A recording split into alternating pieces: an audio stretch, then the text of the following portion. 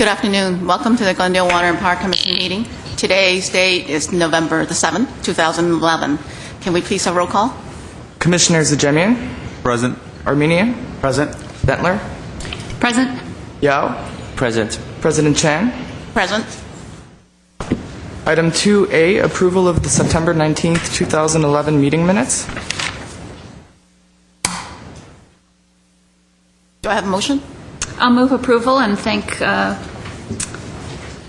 the agency for rewriting our minutes and taking into account some of our comments, and I move approval. Second? Second. All say aye. Aye. Okay, motion passed. Item 2B, approval of the October 3rd, 2011 meeting minutes. Do I have a motion? I don't have any more comments. The other commissioners have additional comments, so if not, then I move to approve the minutes. Okay, have a second? Second. Second? Okay, all say aye. Aye. Okay, motion passed. Next item, please. Item 3A, action item, paperless conversion of GWP commission packets. George Agabagians.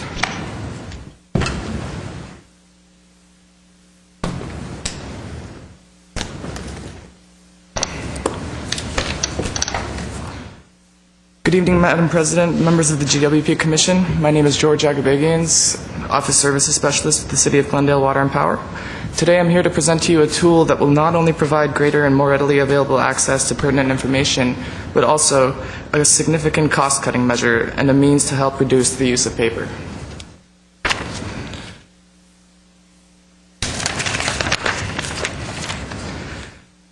You have before you 7 commission binders. The commission meeting binders serve as your source of information pertaining to all reports and information with regard to the meetings. A significant amount of materials and labor goes into the production of these packets set before you. Current costs that produce the end result of your binders include purchasing of paper, which undoubtedly has its negative effect on the environment, printing costs, which extend much beyond simply the paper and the ink. Associated printing costs include toner, maintenance, downtime, lack of image quality, etc. Staff time spent on handling paper, and ultimately storage space used to file these papers in paper-based filing systems. Now, let's analyze how much the actual binders set before you cost to produce. Your sets of packets include reports containing color-sensitive information, including numbers, charts, graphs, pictures, and so forth. Currently, less than 12 months' worth of commission meeting materials and notes are physically able to be contained in your binders.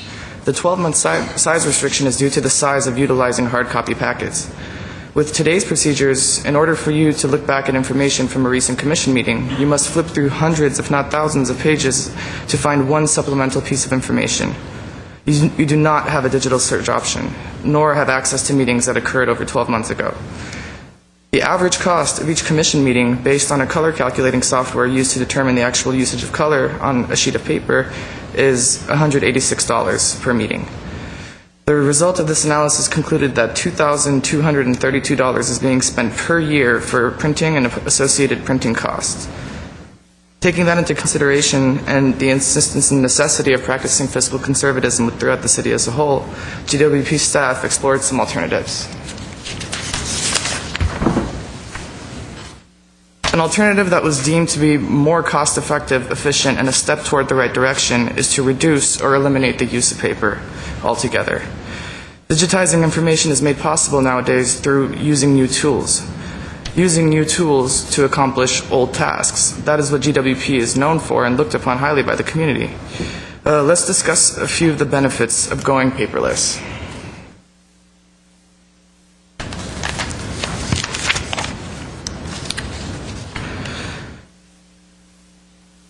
Paperless agendas and agenda packets will result in a significant cost savings, which will be presented shortly.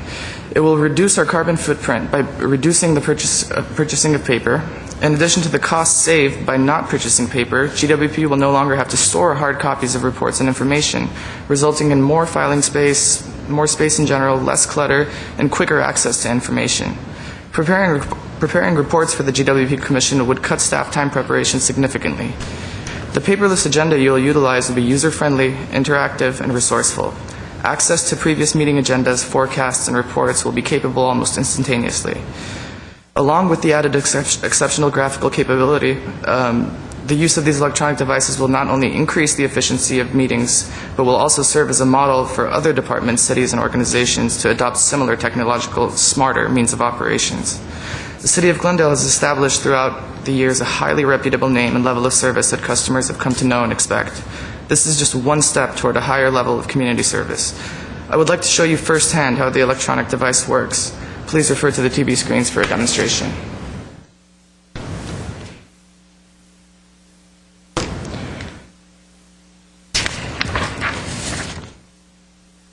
The electronic device GWP would like to present to you is called the Apple iPad 2. The Apple iPad 2 contains an application called iBooks, which is a virtual library for all commission meeting packets. They can be sorted by year, meeting date, or even by individual action item, report, agenda, virtually any pattern depending on your personal preference. You'll be able to take notes via paper or take notes via an app called iAnnotate, which allows you to flip through pages and highlight, scroll, comment, voice record, perform multiple tasks that you would not be able to do on a piece of paper. You can customize the application to meet your needs, as well as flip through multiple agendas. We only have about 6 agendas contained in this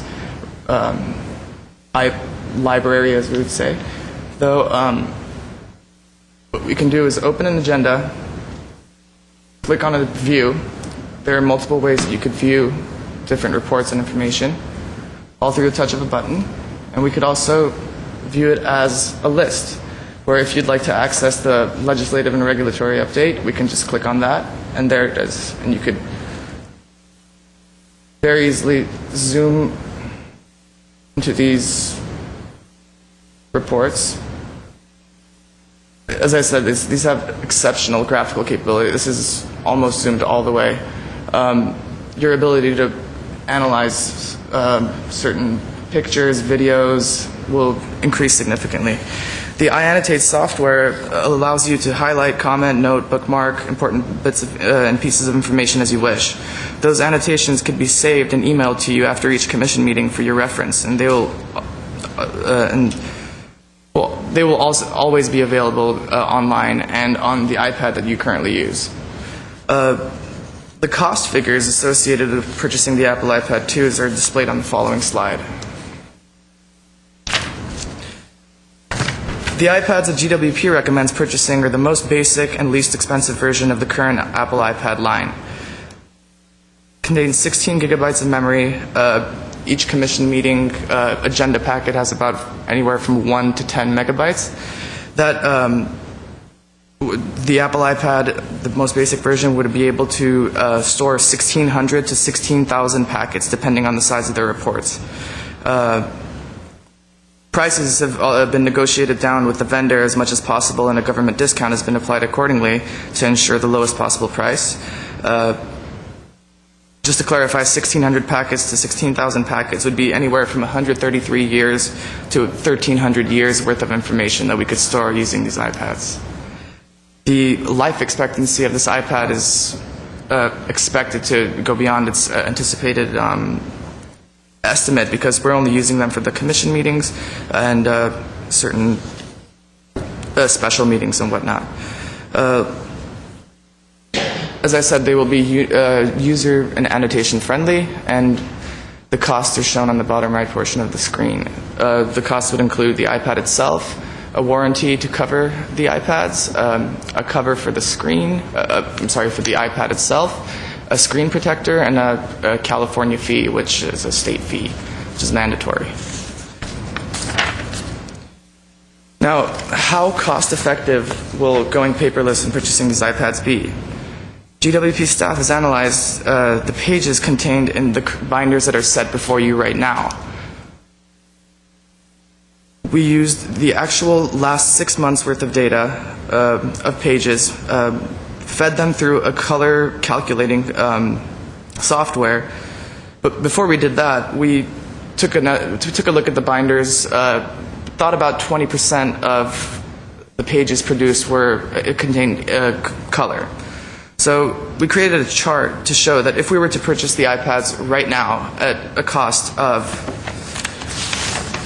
$4,399.57, the vertical column represents the percentage of ink contained per page, and the horizontal column is the number of years it will take to recover costs. So if we assume, which we did, 20% color per page per commission meeting, we would recover the costs for the iPads in less than 2 years, just about 24 months.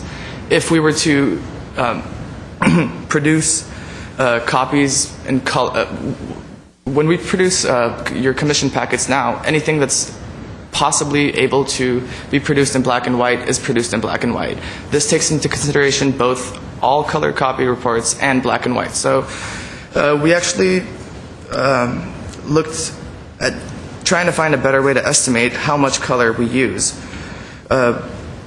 I would also like to mention before we move forward that labor costs and associated time spent with the report preparation process are not included in these costs. This is just strictly toner, ink, and its minor maintenance.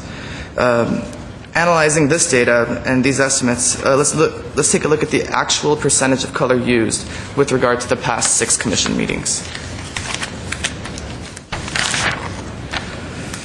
As I stated earlier, our hard copy agendas, reports, motions, and all associated packet materials were fed through a scanner, analyzed using a color calculating software.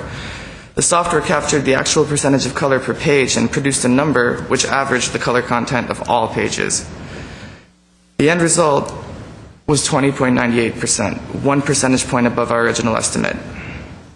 This was fairly accurate. Madam President, members of the GWP Commission, I'd like to present to you a recommendation that will help us cut costs, help increase efficiency, and guide Glendale towards smarter means of operations by presenting to you the following recommendations. Utilize these new tools to accomplish old tasks more efficiently and cost effectively. Convert to paperless agendas and agenda packets. Purchase 7 Apple iPad 2 devices. And last but not least, go green for the city of Glendale. I'll be happy to entertain any questions or comments.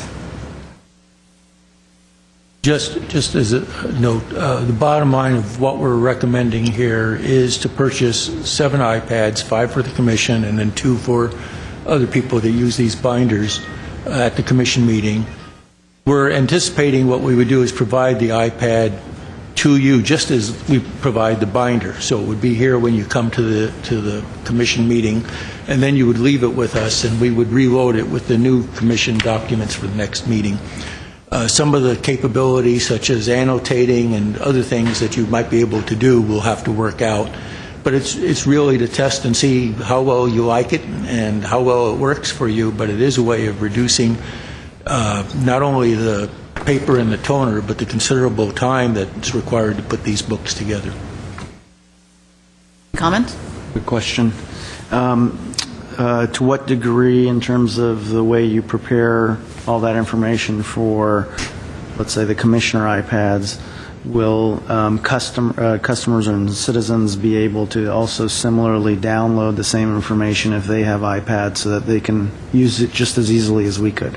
That's the actual beautiful part about the implementation of these iPads is the transparency. The members of the public will have the exact same access to the exact same meetings as you do on your iPad, and there will be no internet access on these iPads. It will strictly contain reports and information that are relevant to the GWP Commission, which are also available on the city website today.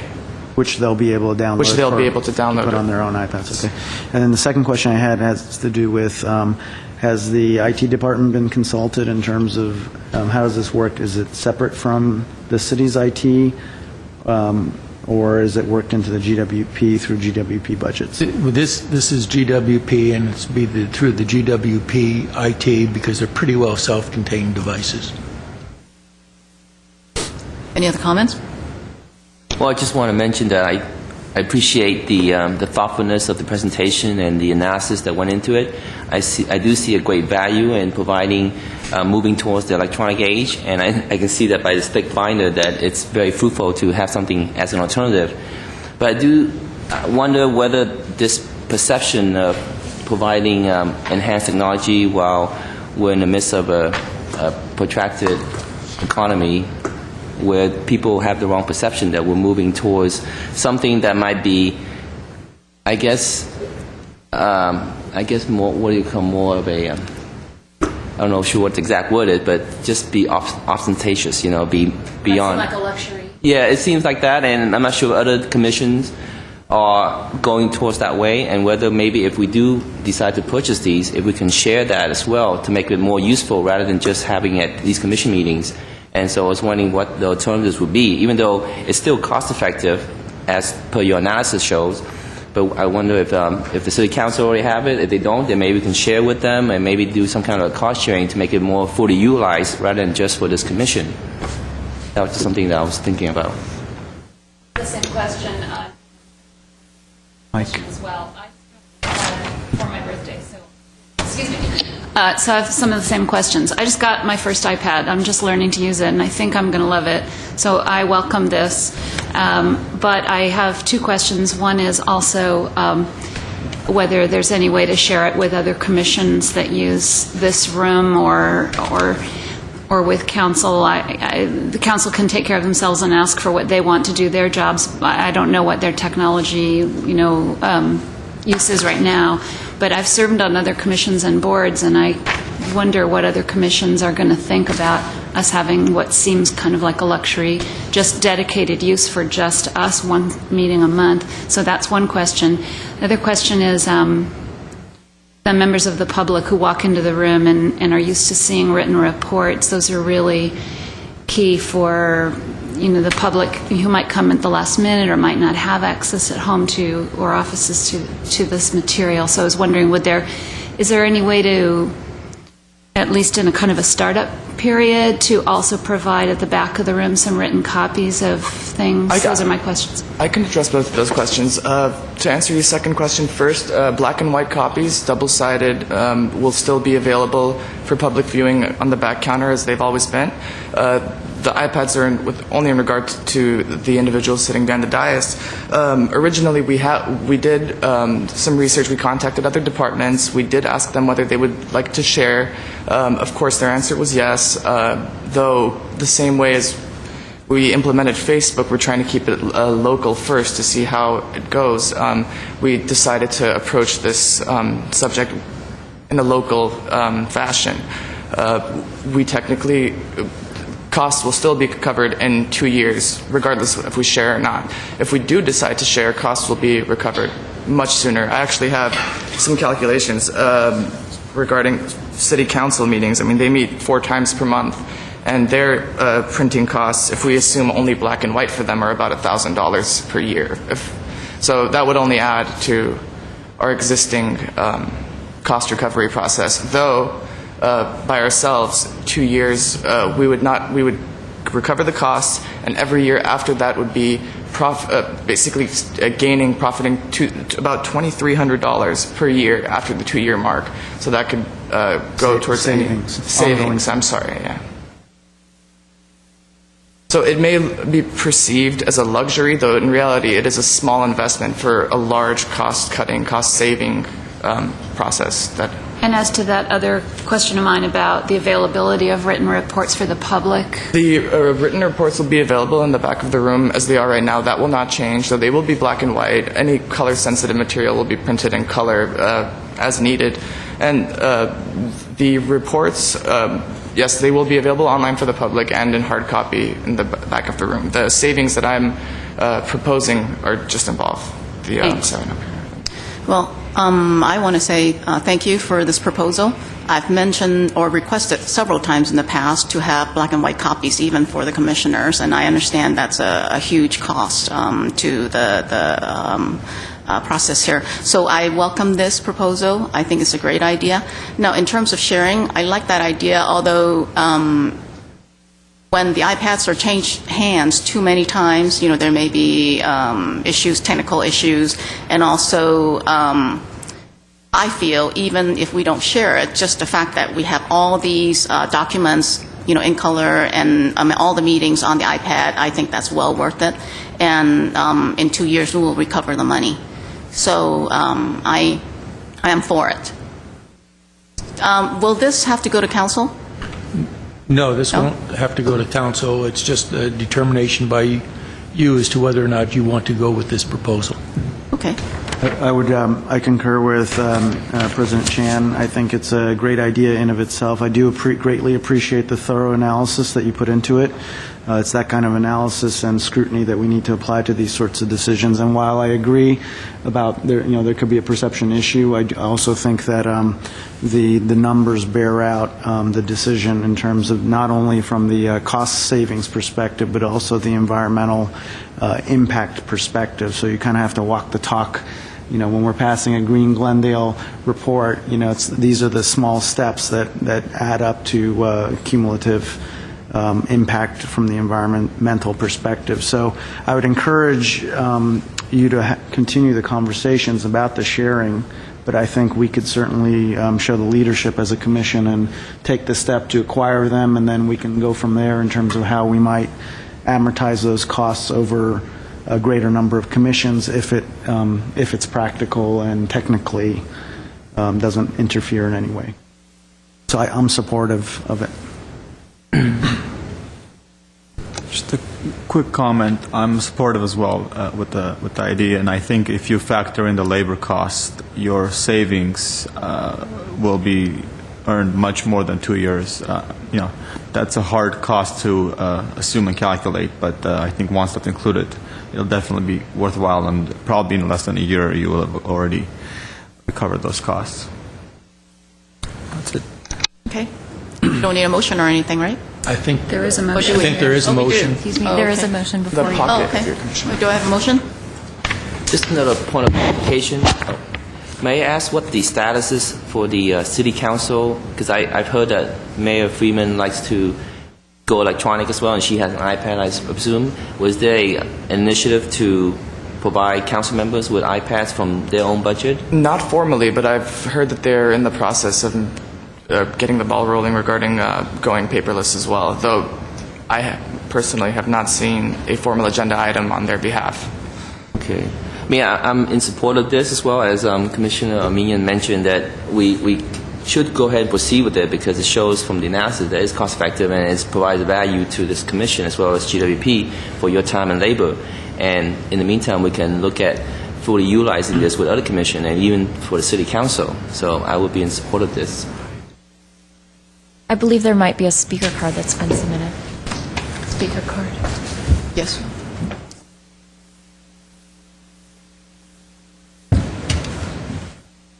Speaker, Mr. Harry Zavos, please. Yes, I'll be brief because Ms. Dentler addressed the concern that I had in terms of availability of black and white copies to the public. I just wanted to ask whether or not those copies will be available prior to the meeting and where you get those copies so that somebody doesn't come to the meeting and for the first time see them. They can have a chance to look at them if they don't have access to computers or aren't savvy about using them. The materials will be available in the same fashion as they are today. They are available online. They're always available online at least 3 days prior to the meeting date. And they will be available during the commission meetings as they were today, the same fashion. But hard copies will not be available prior to the meeting. If I may add to what was just said, one can request a written copy by submitting a request in writing, and for City Council, I believe that's made to the City Clerk. In the case of this commission, it would be to the GWP administrative offices. So anyone that would like to receive a written copy can just submit a written request. And they have to do it how far ahead? I mean, for example, today the agenda came out late. There's no report that I'm going to speak on, but it would be useful. I just don't know how long it takes to get the hard copy. In other words, if the agenda comes out on a Friday or it's posted on a Monday and you want a hard copy to look at before you come, is there any, does that procedure give you enough time to go through the process and get the copy before the meeting? Otherwise, you might as well just pick it up at the back of the room. Yeah, well, generally, those types of requests are submitted for an ongoing basis, not just a one-time Oh, I see. situation. So it would be just a request that's filed with the department, although I suppose one could make a request for a specific meeting as well, and that would be also accepted.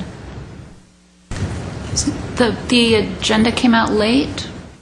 Well, somebody went online and looked it up, and as of Sunday, it wasn't on the computer anyhow, and I think it was on Monday morning.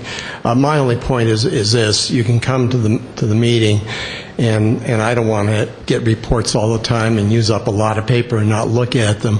The point is, you come to a meeting, and if what you have to do is the night or the afternoon of the item coming up, you have to look at the report at that point. You can't really go through it and be thoughtful about it. It would be useful if there's some way, like with the council, you can come to the desk and you can look at the agenda, and if there's a report, you can look at the report ahead of time and think about it and prepare remarks if you have them. But if what happens is either you've got to be able to go online and get the report, or you got to wait until the moment of the meeting and walk in and pick it up. It just doesn't give you a chance to look at it, think about it, and organize your thoughts, and that's my only point. My assumption is that through this process, we'll get more efficient at posting things online so that people can download the full report prior to the meetings. That is true. Number one. Number two is, I think what Ms. Godinez was saying is that you could put in your one-time request to be on a list where you would get the reports in advance if you don't have online access and want advance hard copy. Yeah, I understand. You may not want all of them, but... And that still doesn't take care of the problem of a late posted agenda. So we do need to be on top of that. The community has a right to expect them to come in a timely manner. To my understanding, the agenda was posted on Friday. I got mine on Friday by email. The agendas and the reports that are available are posted at least 72 hours in advance with accordance with the Brown Act, though the hard copy versions of the reports are always available the day of the meeting. That's how it's always been, and that's not going to change. Public retention of those records are going to stay the exact same. The only people that this affects in any type of way are the commissioners and according GWP staff. So the availability of these reports to the public will be the same, if not quicker, due to the iPads. Are there any more speakers? Yes. Oh, I'm sorry. There is Mr. John Kosiamba. I think I heard a comment that said these would only be usable during the meeting itself here, and they would be collected and reloaded. Yes, they would. Wouldn't it make more sense if the commissioners were able to download them like a resident at home and put the information on the iPad at home and review it if they wanted to, and also have it available after the meeting?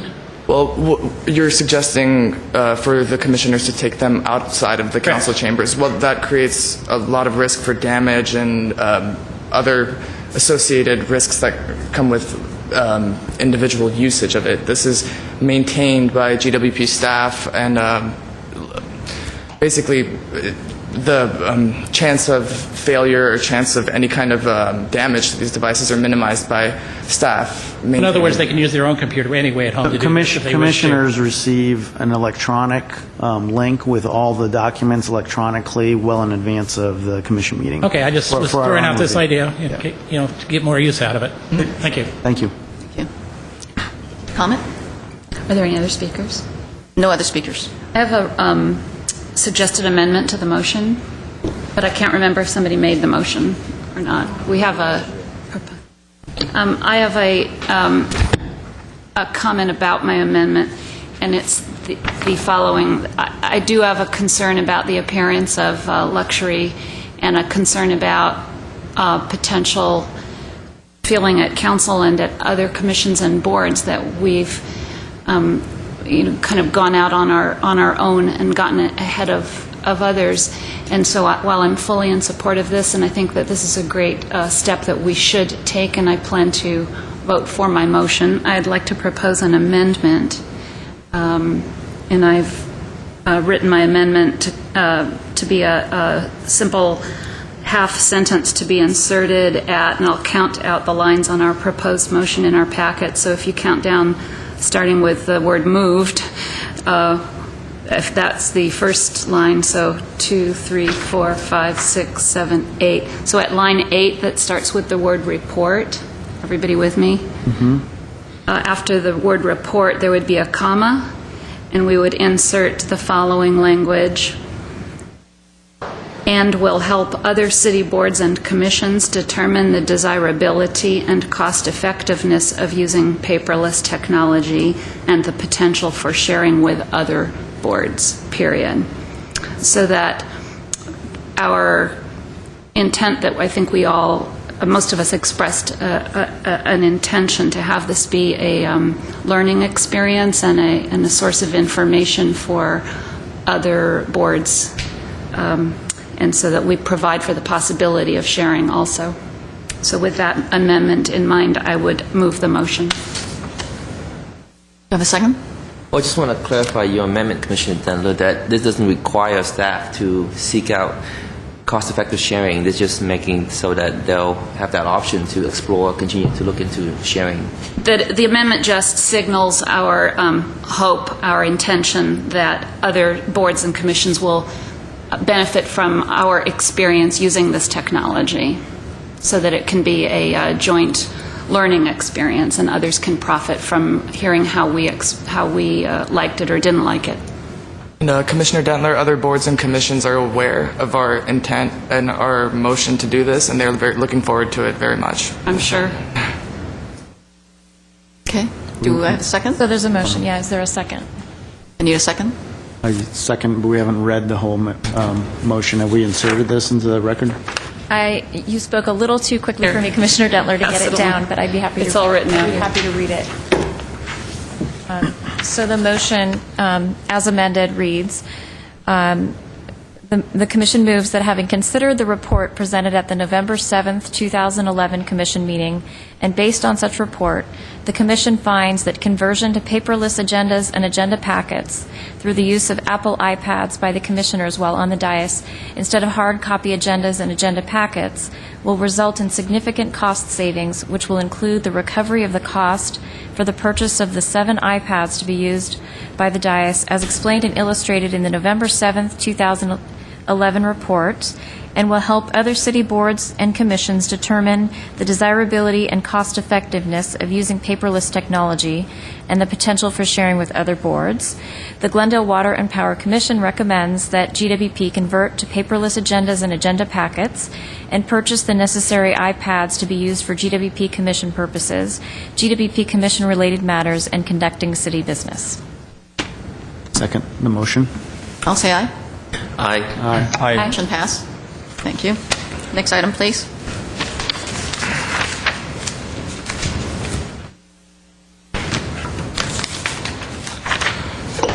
Item 4A, introduction of Michael Bell.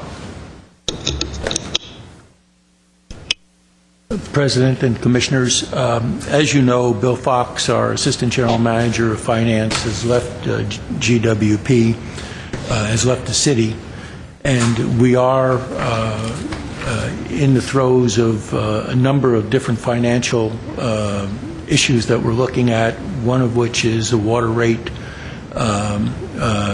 change that there have been and continue to be some meetings for. To help fill that void, we brought Michael Bell, President of Michael Bell Management Consultants, on board, and I'd like to introduce him to you. He'll be speaking in a little later on another issue, but he has a lot of experience in the financial areas that we are addressing. He was the CFO of Anaheim Water and Power for 15 years. He has been consulting for 13 years up and down the state of California, and some of the companies he's consulted for includes SMUD, MWD, Burbank, Pasadena, Anaheim, and Riverside. So we're very excited about having Michael available to us for the next several months. And he will be covering the risk management, which comes up a little later, but it's Michael Bell. Okay, welcome. Next item? That's a good question. And what's your when do you anticipate to refill Mr. Fox's position? I don't know. What we did was we determined that would not happen very quickly, and that's why we looked for some help and asked Michael Bell. If you can fill that. I just sent a revised position description back to the city finance director and the utilities general manager, and I believe it's their intent to move forward and post that position in the near-term future. Thank you. Next item, please. Item 5A, Legislative and Regulatory Update. Ilana Haddad. Good evening, President Chan, Commissioners. My name is Ilana Haddad. I'm a senior analyst for the utility, and I handle legislative and regulatory matters. So I'm here with a quarterly update for you just to give you sort of a quick session wrap-up and also just to give you a little bit of a forecast for what we're going to be facing in 2012. So the first thing on the agenda is sort of state regulatory matters, and on that front we've got the CEC, which has been tremendously active. It's actually been amazing that we were in recess because there's been so much going on in Sacramento. The first thing, of course, is the RPS, which was the passage of SBX 1.2 for the first time includes POU in a mandated statewide renewable portfolio standard. This particular bill establishes a 33% renewable portfolio standard, so that 33% of our generation needs to be from renewable sources by 2020. And what we find now is that we're in a really interesting rulemaking process with CEC because their sort of jurisdiction over POUs, which they've never been technically a regulatory body for POUs, that would be the local governing agency like the City Council, but they're sort of now filling a new role for them, which expands their jurisdiction over POU's functions. In particular, the sort of enforcement with our own, compliance with our own enforcement plan. So they'd be sort of an adjudicatory body over us in that realm. As you know, right now, GWP has an RPS which was adopted in December 2003. That RPS was, I believe it was, let's see. So 20% by 2017, or 23% if it was economically feasible. And at that time, the City Council did include Hoover Large Hydro as part of our inventory. That actually is really significant because we're looking now to make sure that the CEC will allow us to count that particular resource at least through the end of this contract cycle, which ends in 2017. Additionally related to the RPS implementation is the biomethane eligibility. There is strong pressure in Sacramento to exclude biomethane from being considered an eligible resource either under the first compliance category or energy category. And there's a lot of pressure to sort of exclude out-of-state biomethane. This would pose a problem for many POUs, and we, as many of our sister organizations, support maximum flexibility with these so we can meet our compliance targets. More at the CEC, the annual report, which is the Integrated Energy Policy Report, otherwise known as the IPER, published by the CEC, has been delayed until December. This particular IPER is of great interest to us because it deals with renewable energy and where we're moving in the future. The IPER is not a regulation or a binding regulation of any sort, but it does provide the policy platform on which many policies are enacted in Sacramento. So this particular one is looking at the governor's Clean Energy Jobs platform, and it also looks to include one of his stated goals, which was 12,000 megawatts of distributed generation, DG, statewide by 2020. The CEC staff did break down sort of that larger goal into regional targets. For LA and the surrounding area, that target is about 4,000 megawatts by 2020. And they broke it down further into different categories. We're not really quite sure how that would play out in a city that is fully resourced like Glendale and also fully developed like Glendale. We're not exactly expanding our territories as a city. So that proves to be really interesting. They're going to be moving forward, I think, with a fuller implementation report in their 2012 IPR, which is going to be coming out next year. So we'll keep an eye on that. On the waterfront, one long-awaited progress has happened in July of this year. The finalized public health goal for Chromium 6 was adopted by OEHA.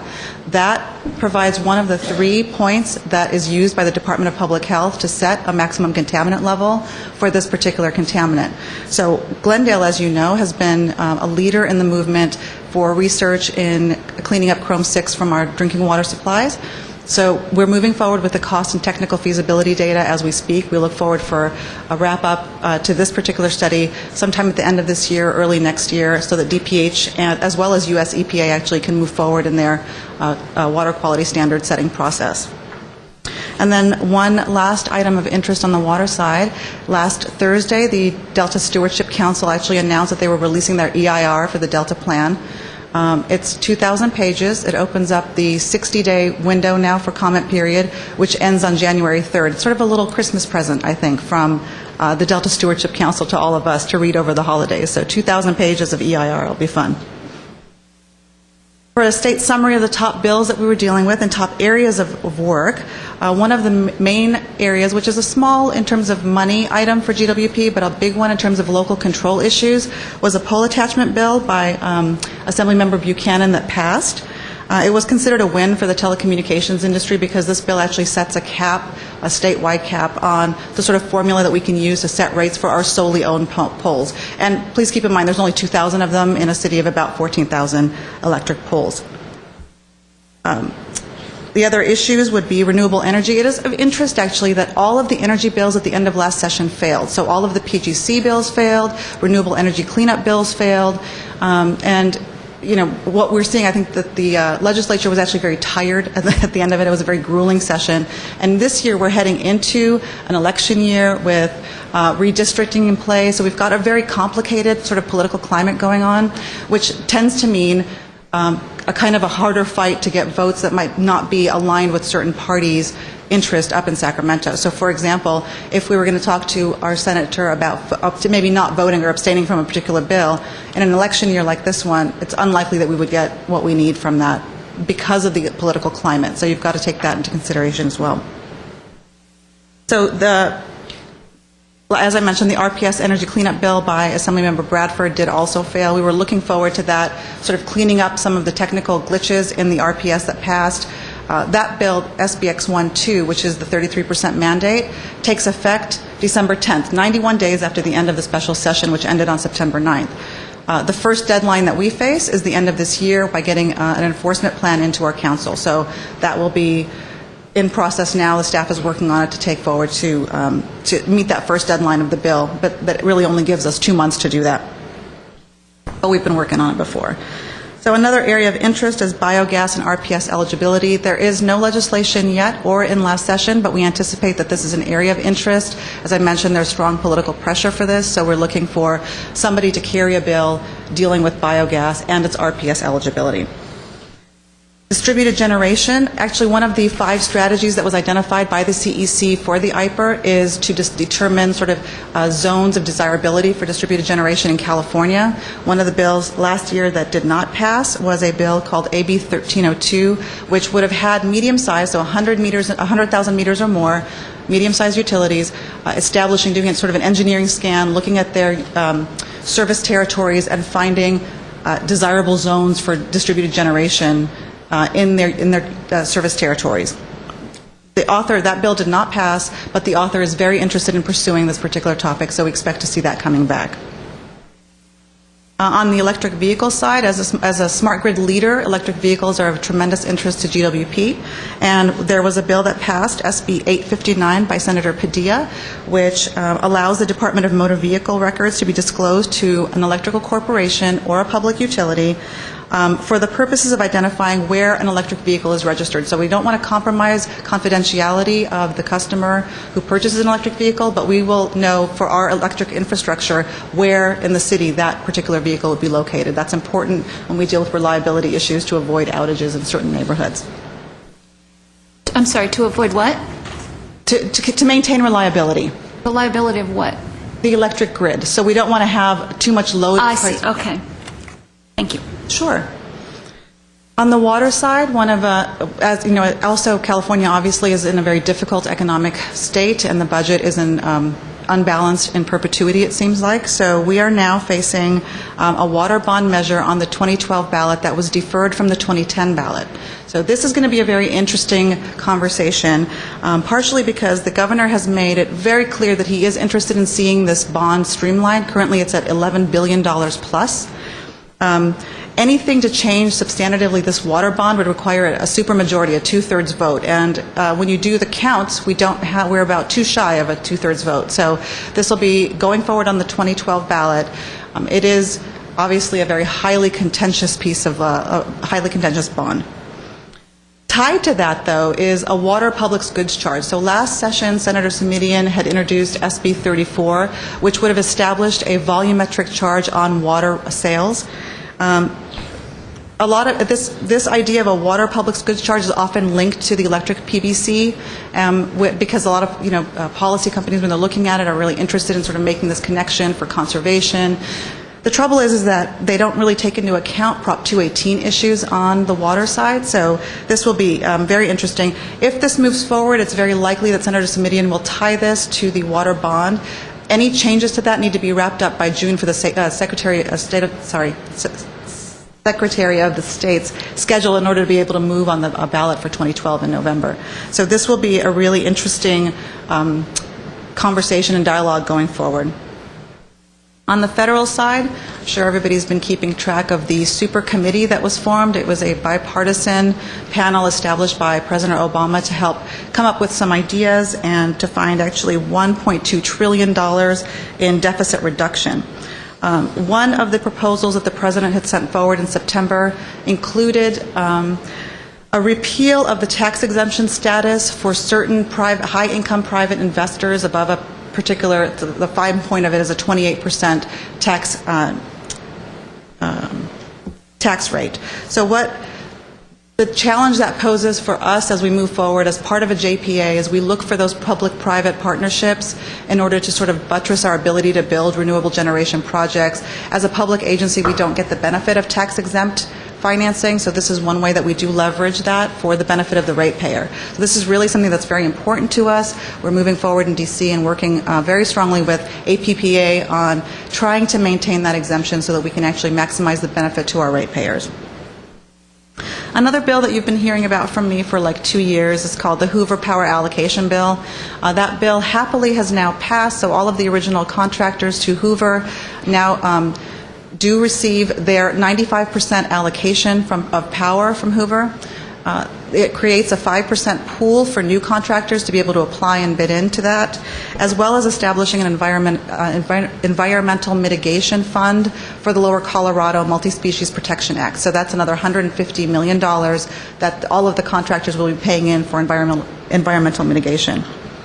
On the water quality side, we have 2 bills dealing with water quality from our senators, actually. One of them is with Chromium 6, Senate Bill 79. The other one is for percolate, which is another water basin that we don't have to worry so much about.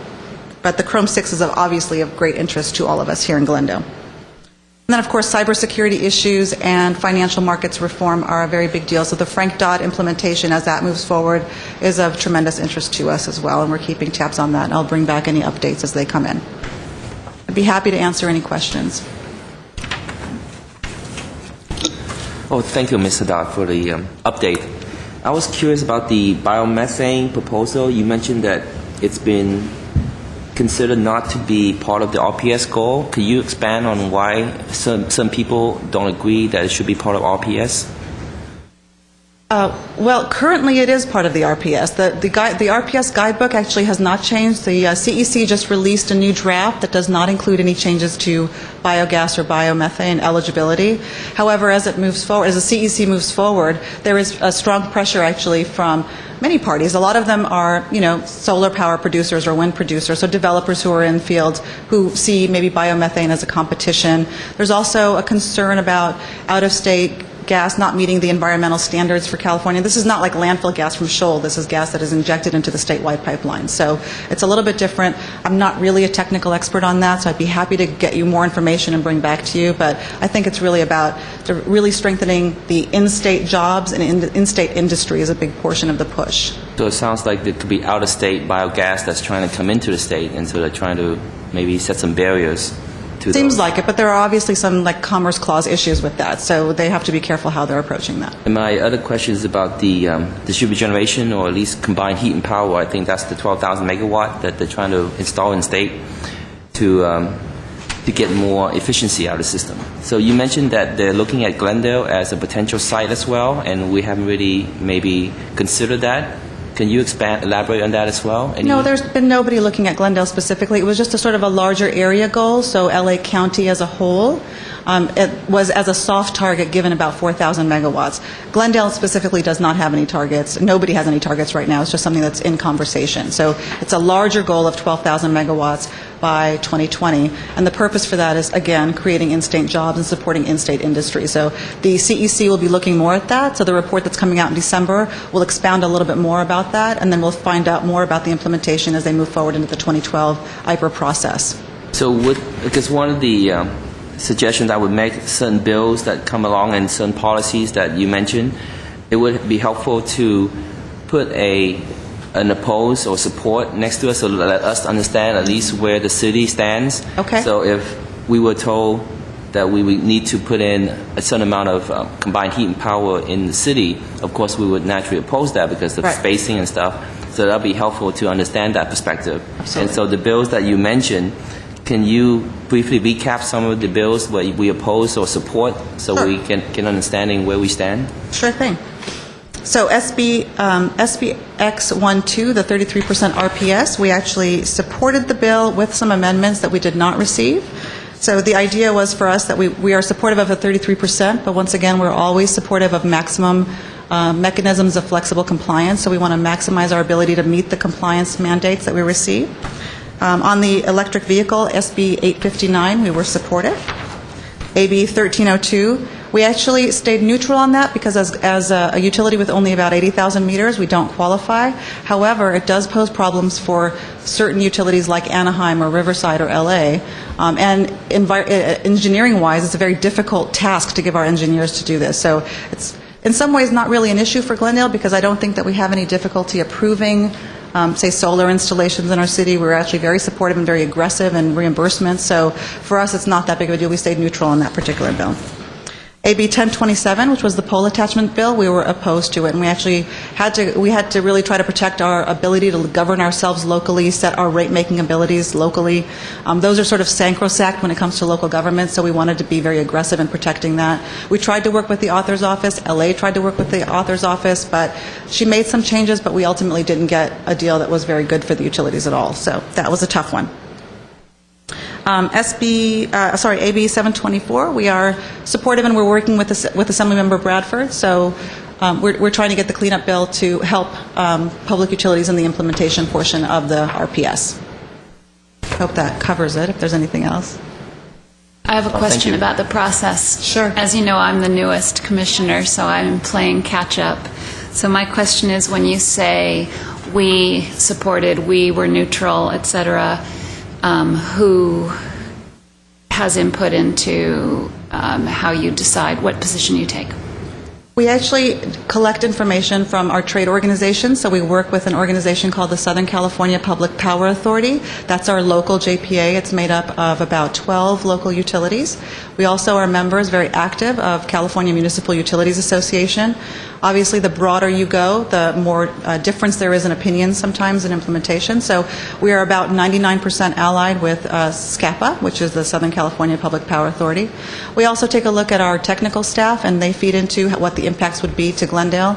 City Council has overarching policy principles, so protecting and advancing local government would be, local governance would be a top priority for us. So anything that infringes on our ability to make decisions for ourselves as a utility would be an automatic oppose. Anything that creates expenses for the city would be an automatic oppose. Anything that takes away revenue from the city would be an automatic oppose. So if it falls within those jurisdictions, anything that's highly contentious would be brought to City Council for their opinion. Would it come to our commission first, or do you go straight to council?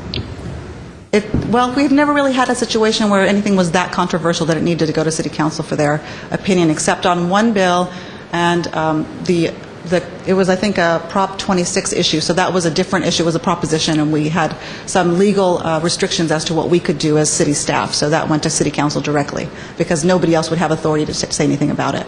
So process-wise, while you are deciding on a day-to-day basis as you're working with a bill proponent, when you say we worked with Assemblywoman Buchanan, or we worked with the author, when you say we, are you referring to you or your bigger partner trade associations, or is it the general manager who has the final authority before you, say, take a position of support, oppose, or neutral?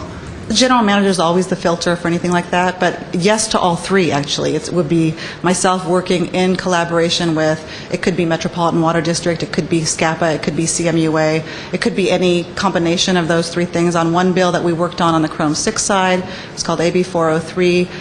We, as Glendale, because we're the leader in Chromium 6, we worked with Metropolitan Water District and CMUA, and also another water company that we work with, which is the Association of California Water Agencies. All of those positions get vetted through my general manager prior to us being able to actually work on an issue like that. Thanks. And I might, just so I can learn more about the process, I might get in touch with you later so I can understand more details about who, what, when, how, and all of that. But that gives me a general idea. Thank you. Absolutely.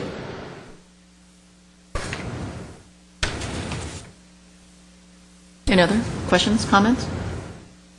No? Thank you so much for the informative presentation. Thank you. Next item. Item 5B, updated strategic plan. Ned Basson.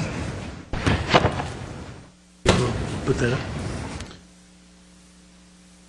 This is the quarterly update for the strategic plan, and we do that with the strategy scoreboard. As you remember, July 1st, our new or updated strategic plan went into effect. We looked ahead at least 5 years on the items, and this is the first reporting on the updated schedule. A few things that I'd like to just bring to your attention. One is the recycled water. By December 2019, that is red. Green means that we're ahead of schedule, red means we're behind schedule, and yellow means we're on schedule. This one is red, and it's basically related to the budget. We look not only where we are today, but we try to look ahead, because 2019 is quite a distance off, but unless we actually are committing resources toward that goal, we tend to downgrade our ability to meet that goal. If you look at under power supply 2.2, which is the increased Grayson power plant's efficiency to lower than 10,000 heat rate, that is now yellow. That was red before, but the study is underway, and we're making good progress with that. 2.5 and 2.6 are red, and the reason they're red is that their due date has passed, but we have started to work on those, and we expect that those are moving ahead well, and we expect answers on that pretty soon. So we show it as red, but they're actually, because they're behind schedule, but they're moving well. Things are pretty much on schedule. If you look at 4.1, established water rates at or below 80% of the average rates in the area. We're on schedule to meet that goal, even with the requested water rate changes that we're requesting. We are below the average for utilities in the area. On 5.2 and replace or rehabilitate 25 miles of pipe, that one, again, we're showing as red, and that's because we're not able to budget for that currently. The implement effective asset management, that has gone to yellow, and we're working with the city on their CityWorks software, so that is moving ahead, and we're on schedule with that. Under 6, power infrastructure, bring to your attention 6.2 and 6.3. Again, both capital items, and those are being shown as red. We're not able to keep up with the schedule that we had originally proposed. The 6.4, replacement of electromagnetic relays with state-of-the-art relays, that was green before. We're still on schedule, but we're not doing as well as we had been earlier this year. Under workforce 7, everything there is red. It's behind schedule. Our vacancy rate is greater than 5%, and our utility average OSHA incident rate, which we try to keep at 2 or below, keeps popping up above 2. And so we're showing those as red. And the same with preventable vehicle accidents. We keep having preventable vehicle accidents. Of course, a target there of 0 is very hard to reach time and time again, but that still needs some work. Under 8, systems, the 8.3, implement new Department of Finance processes for GWP transactions. We've lost Bill Fox, and so right now there isn't much going on in that area. Under 9, we have 2 red items. Develop a comprehensive outreach plan. We do have a outreach plan, but it isn't finished, and I don't think we'll meet the December deadline. And implement new collaborative ventures with city departments, and again, that is something that isn't moving as quickly as we would like, and so that's behind schedule, and it looks like neither of those will meet the December 2011 timeframes. Are there any questions? I'm going to workforce. Can you tell us exactly what the OSHA rate is and what the vehicle accident rate is currently? I'm sorry, the OSHA, our current OSHA rate is about 3.16.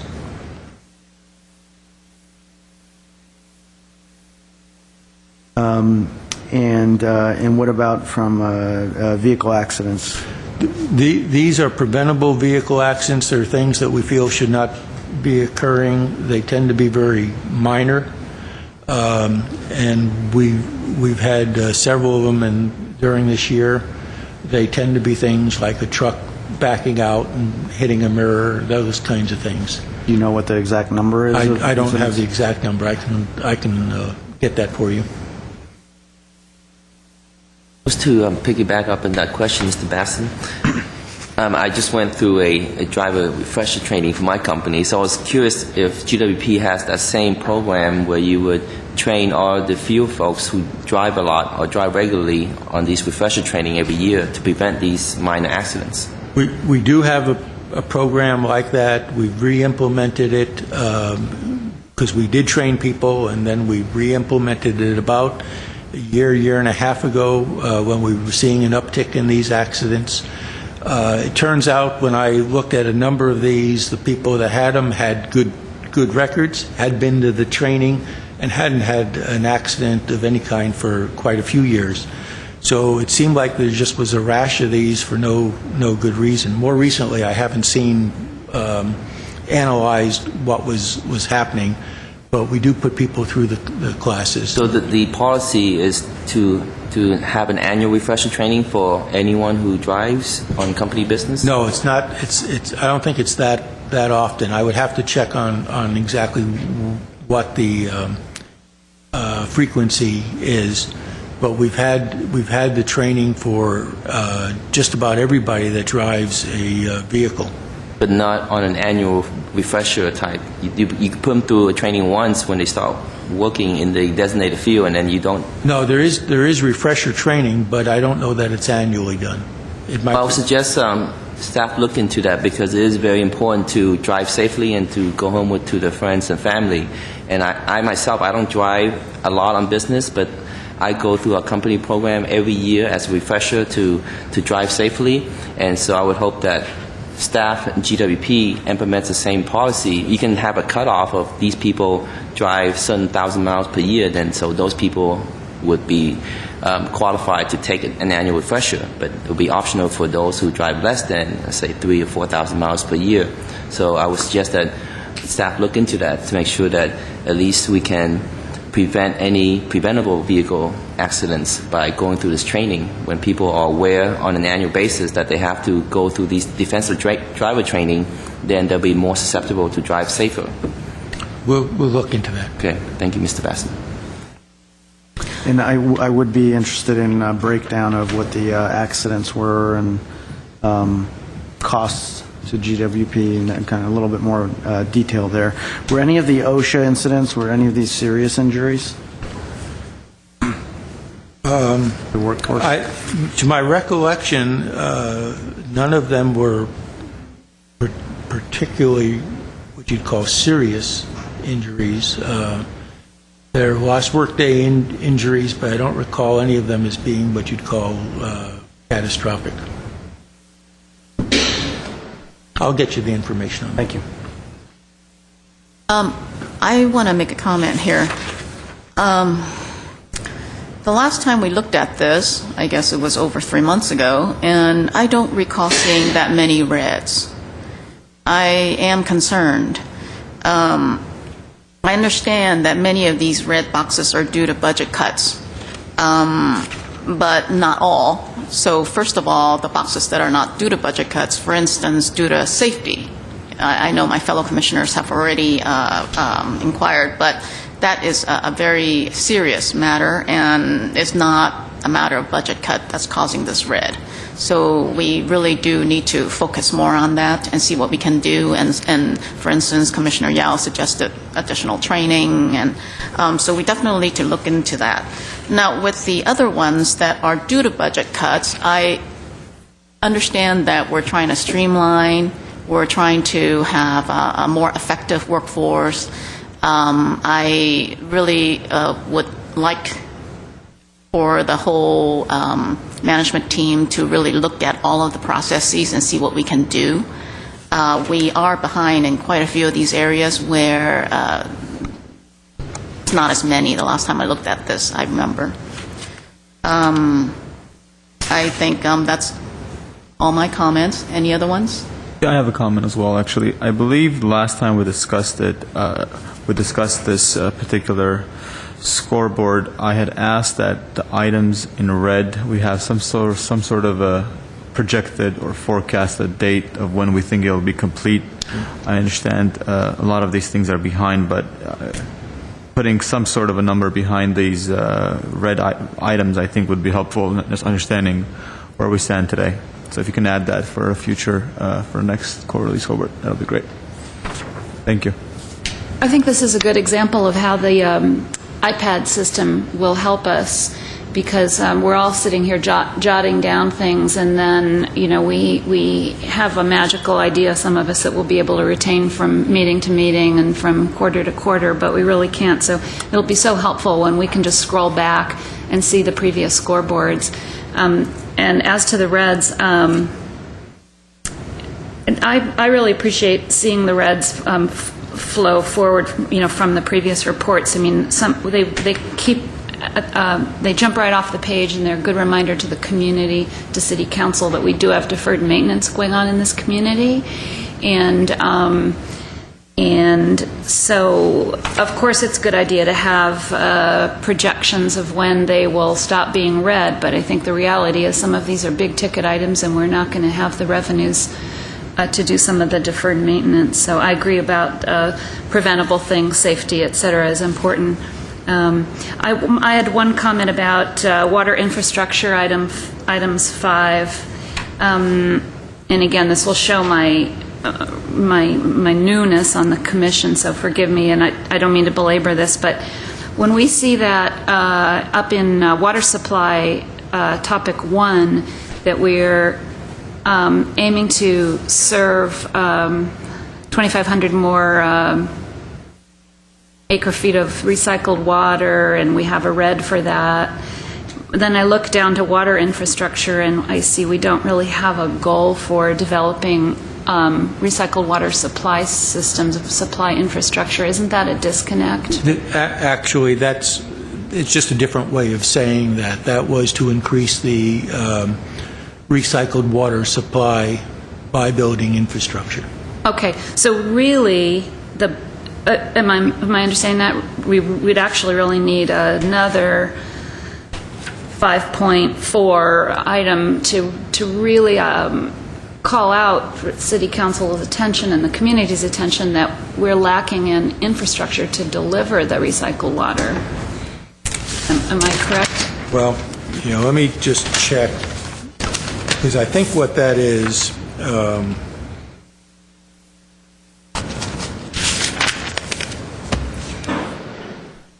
I think that goes to the infrastructure for recycled water. There's two parts to that. One is us having the infrastructure to get it to places where people can use it, and people having the infrastructure for them to use it as well. I guess some of my comments are based on the nice tour that staff gave me, and I think all of us were invited to it, and a couple of us could squeeze it into our schedules, and I really enjoyed that. Staff, led by Mr. Kavunas, toured us through a number of facilities on the water side, and it was quite an eye-opener for me, again, not being a water engineer or water infrastructure professional, but having seen a lot of water facilities over the years. I really urge commissioners and City Council, whenever they have an opportunity, to actually get out and see our plants and our infrastructure. You do not have to be an engineer to see with your own eyes some of the aging facilities, some of the deferred maintenance, and how our workforce is doing more with less. And I actually think that the scoreboard might be a little bit more useful tool if under infrastructure for both water and power side we had more boxes. So just something for future thought, not right here, right now, but I kind of think the scoreboard, really should be a dynamic document that helps us see as a community what we need to do infrastructure-wise. The presence of red boxes shouldn't worry us, of course, worry us when we see preventable things in areas that we can get on top of. But there are just some things we just simply can't get on top of in this community unless we got more money. And those boxes are going to stay red until we get the money. That's all. And we do carry these boxes or colors forward so that in future ones you will see the history. This was a change because we made a major change to the strategic plan, and that affected some of the dates and some of the items, and some went from a due date to an ongoing because they were actually met, and we're now carrying them to show that they're whether or not we're continuing to meet them. Thanks. You have a suggestion and a couple of comments. Well, let me go to the comments about the recycled water that Commissioner Dentler mentioned. I just want to clarify, 1.2 serving 2,500 acre-foot per year recycled water, is that the goal regardless of what additional infrastructure we put in? Or is that based on the additional recycled water infrastructure? I think that my understanding is that that's the additional infrastructure to reach that goal by 2019. Because as we recall from the 5-year plan that Mr. Kavunas presented, he mentioned that in the next 5 years there won't be any infrastructure upgrade. And so if we're not going to upgrade the infrastructure, we're not going to get that goal. That is why it's red. Okay, so that's going to be red for the next 3 or 5 years? Unless something changes. I mean, Okay. The plan he showed you is where we are today. And my suggestion is, as Commissioner Dentler mentioned, that the iPad would be useful to see the history of the colors or the codes of per quarter to the next quarter. I would suggest even without that, we can add that the current quarter should be the third column rather than the first column, so that you have the previous 2 quarters that we can recall back. So for presentation purposes, it would be best for the audience as well to use the current quarter as the third column, and then have the last 2 quarter on there so that we can reference that for the future. Good idea. You may remember from the last one, we actually split the columns because we were in a transition.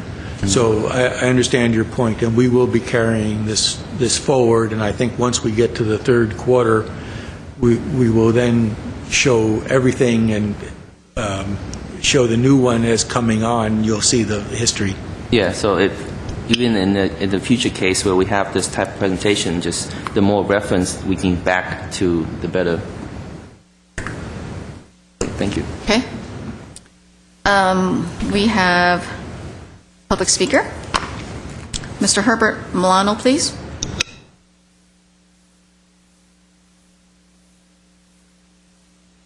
Good afternoon, Commission President Chan, members of the GWP Commission, and staff.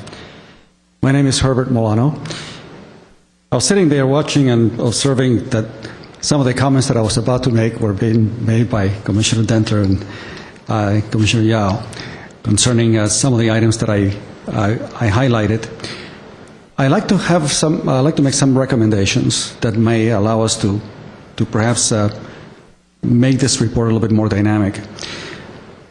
I was going to suggest that instead of having the report once every 3 months, why not have at least 3 of these items every month? Maybe on the 4th time around, you'll do 4, since you only have 10 items or 10 major categories here. This way, there will always be something fresh for you to look at every month, and perhaps give it a little bit more depth to your discussion. The second option, the second suggestion that I have is that perhaps if you are going to be using a more dynamic and electronic means, that you use a capability that is very common today, which is to drill down into the data.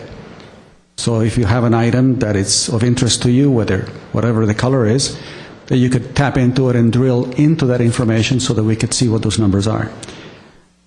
Commissioner Dentler mentioned item the infrastructure, item 5. And one of the things that I've noticed throughout the years that I've been coming here and reading the documents is that you basically have major categories of infrastructure. You got your water lines, you have your pumps, you have your reservoirs, and you have major valves. And there's a cost associated with those major items. And a lifespan with regard to what percentage of them are, let's say, 40, 50, 60 years. A few years ago, I looked at a report that gave a fairly nice timeline with regard to the aging of the infrastructure. And I think it is that concept of highlighting to the public just how old that infrastructure is that would highlight the priorities that you will recommend to the City Council, and information that is relevant for the public to know just how the poor situation in which a lot of the infrastructure is, and the attention that it needs, and the investment that it needs. Commissioner Yao mentioned something I was about to mention, which is, it's a great idea to have the previous periods and to see what the trends are. But I think there's something missing that I think is essential for us to have here, and one of them is the item of the customer satisfaction and relative to the costs of the utility, whether it be water or electricity. Because it's one of the items that I think is highly relevant. Things are fairly consistent with regard to the quality of the water and the availability of water and the water pressure. What is an issue is oftentimes the cost. As a landlord, it's the cost of that water, and for the tenants, it's the cost of the electricity. And I think that given this current state of the economy and the significant impact on the underemployed and unemployed, that be somehow addressed and given a little bit more depth. The last item I want to suggest is that that we come up with a way of figuring out what the cost of labor is per megawatt hour and the cost of labor and benefits for the producing or the delivery of 1 acre-foot of water.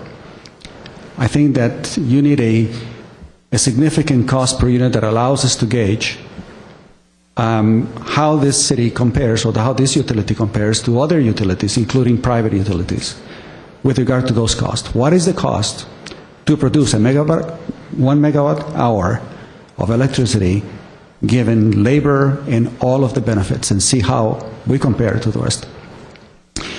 I think that oftentimes those costs, more often than not, are hidden from the public and hidden from the reports. The last report from the Glendale Water and Power, the annual report, took nearly 1 year to produce. The reports of the end of June of this year, we won't get until December unless they are delayed, but generally they're scheduled for December 15th. So you have a 6-month period of time where we're pretty much running in the blind. You're operating without knowing fully what those costs are. And more than anything else, I think that the public ought to know what those relative costs are for labor and the additional compensation, like pension and insurance and so on. So those are my recommendations. Thank you very much. Thank you. Next item, please. Item 5C, Quarterly Risk Management Update. Michael Bell.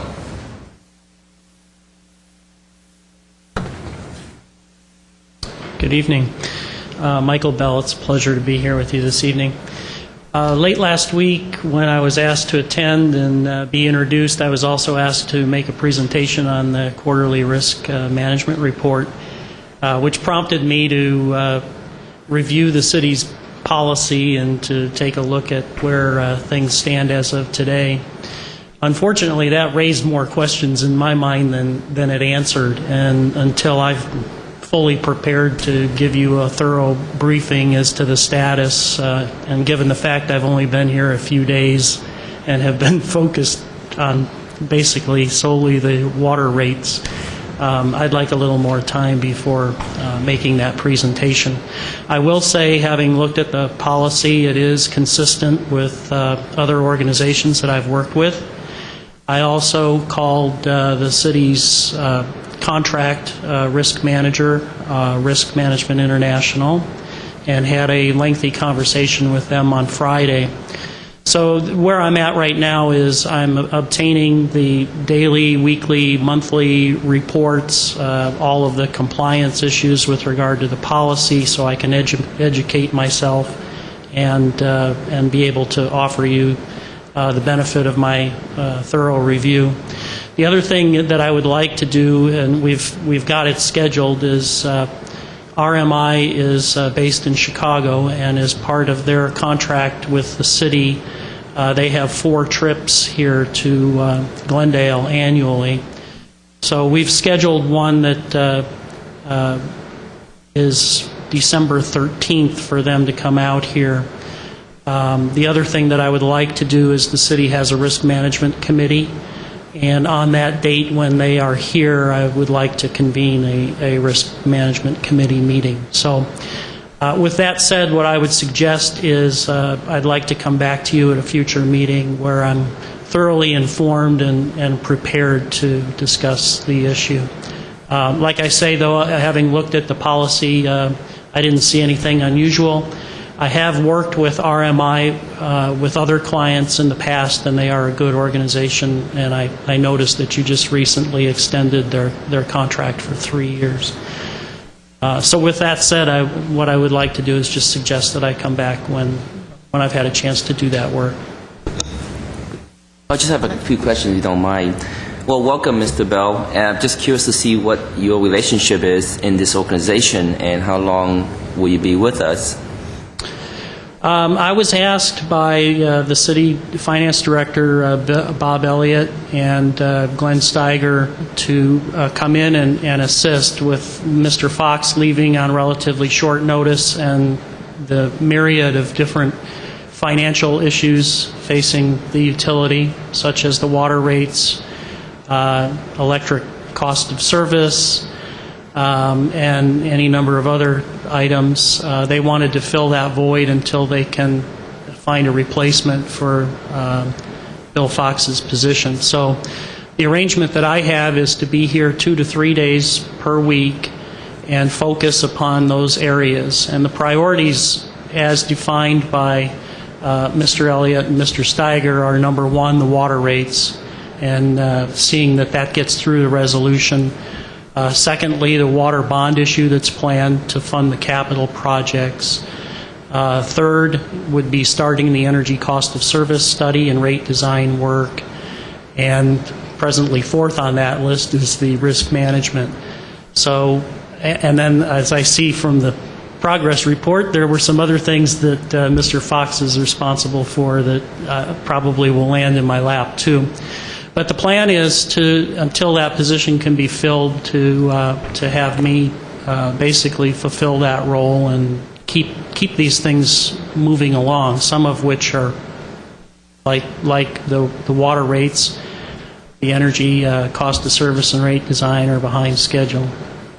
So what is your reporting structure? I understand Mr. Fox reported to the general manager. Are you reporting to Bob Elliott instead of the GWP? Technically, I'm reporting to Bob Elliott, but I'm functionally also reporting to Glenn Steiger. And I think it's important, since Mr. Steiger is the general manager of the utility, and these functions are under his purview, to essentially report to both of them.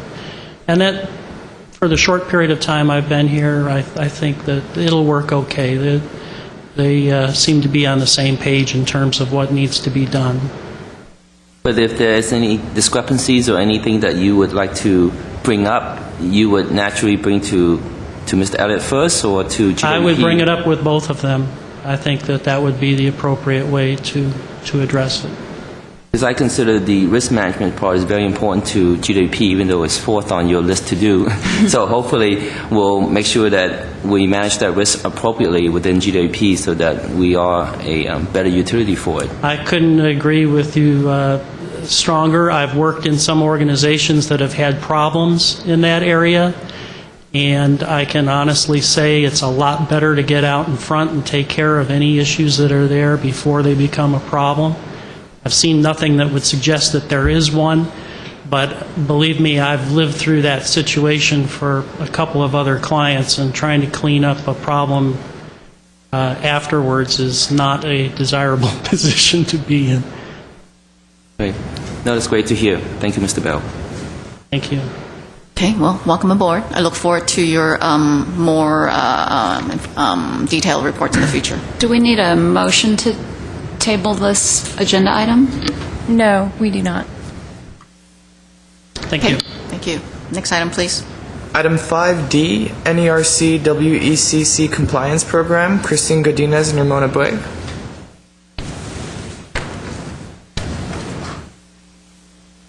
Good evening, President Chan and members of the GWP Commission. I'm going to speak from here so I can actually see what I'm talking about.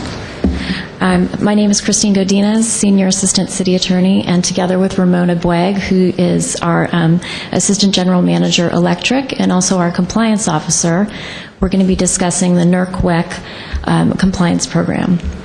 Now, the NERC-WEC Compliance Program is admittedly not the most fascinating of topics. We'll try and bring some life to this very important program.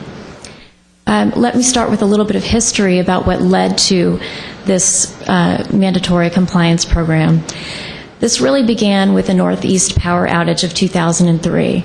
And I don't know if you all remember maybe some of the media surrounding this event, but it was a massive power outage that affected 6 states and Ontario, Canada. So as you can see from the map, it was just a very large area affected. And I found it interesting to do a little bit of research about the actual effect of it because, you know, we all face power outages from time to time, but as you read about it, this massive effect, it's, you know, goes beyond just eating by candlelight and looking at the stars. They really had a massive shutdown of all the transportation, the air and rail. The sewage pumps failed because there was no power, so there was sewage spills, and water pumps failed, so that led to instability in the water supply and boil advisories throughout much of the regions. phone systems were overloaded, the cell phones weren't working because they became overloaded and in many cases didn't have backup supply.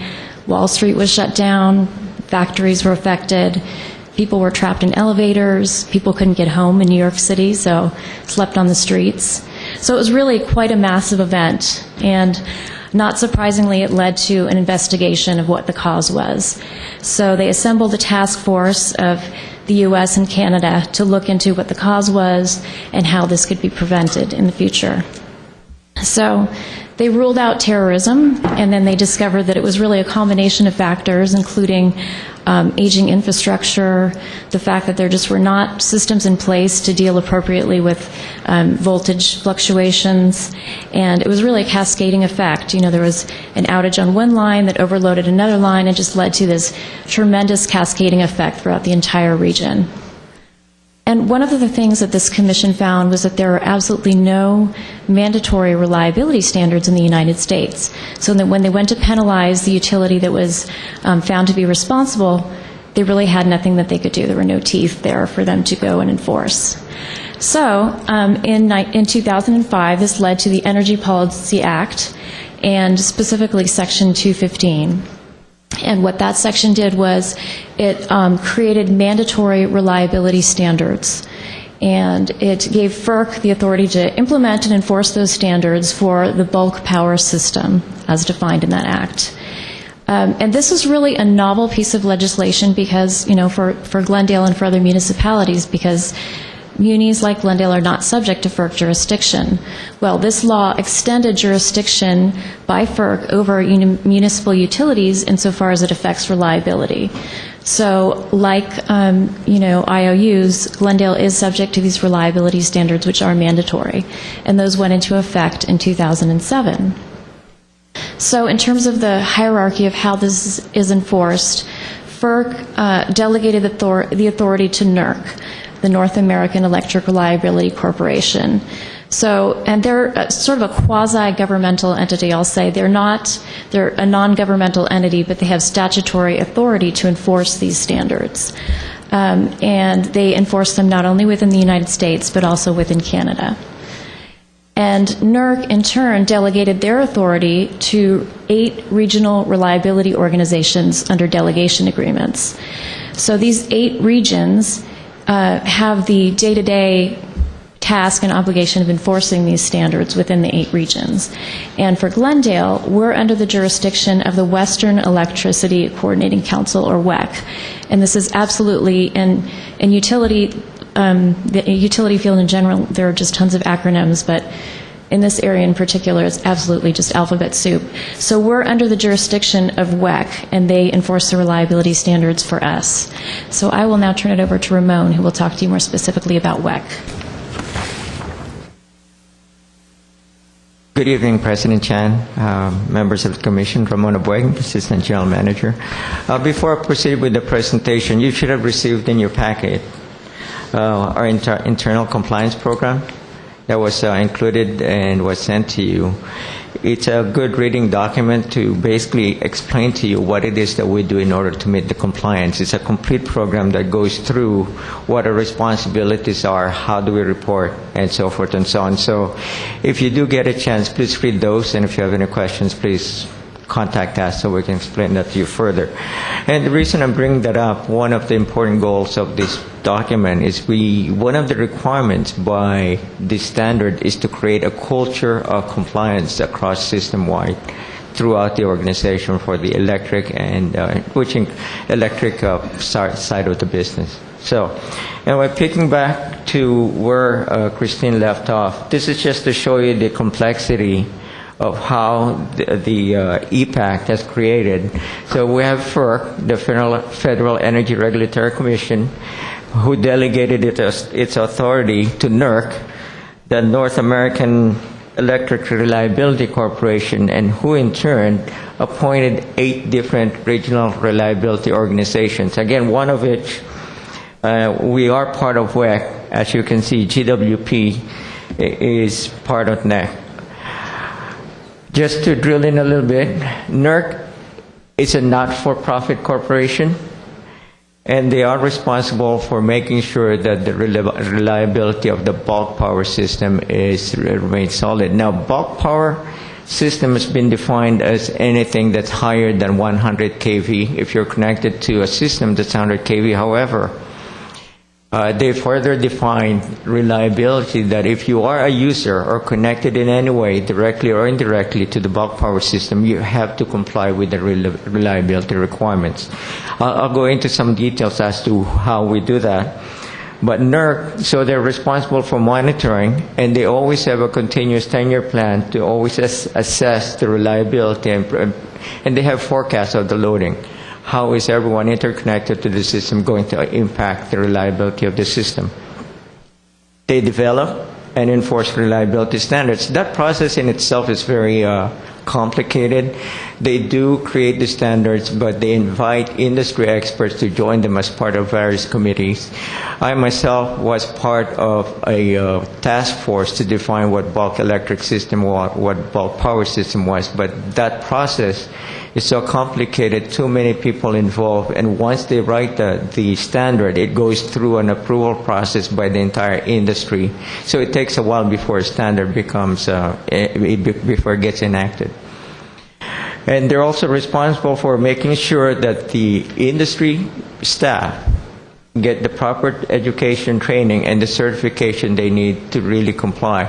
They do a lot of training, they do a lot of webinars, so on a daily basis almost there's different subjects that they're addressing that pertains to reliability standards. And the biggest and foremost is they do have the right to audit any owners, operators, or users of the electric system, and they do that through the regional reliability organization. So in our case, if we don't, we are going through an audit, by the way. There are 2 cycles of an audit. There's a 3-cycle, which is what they call an on-site audit, and there's a 6-year cycle, which is an off-site audit. We are on the 6th year. 2012 will be the 6th year since the standards were implemented, and we are on the 6th year. We are actually scheduled for an audit in May of 2012. And what are the implications? I'll get into that later. But just to define WEC, WEC has the largest region, and they cover about 1.8 million square miles, and they cover not only the U.S., they include parts of Canada and Mexico. And WEC is going to basically do our audit. We self-certify to WEC. In other words, we tell them what standards we meet, and there are certain requirements we have to meet on a periodic basis, either quarterly or annually. We have to self-certify that certain standards are met by us. We have to submit reports monthly in some cases, quarterly in other cases.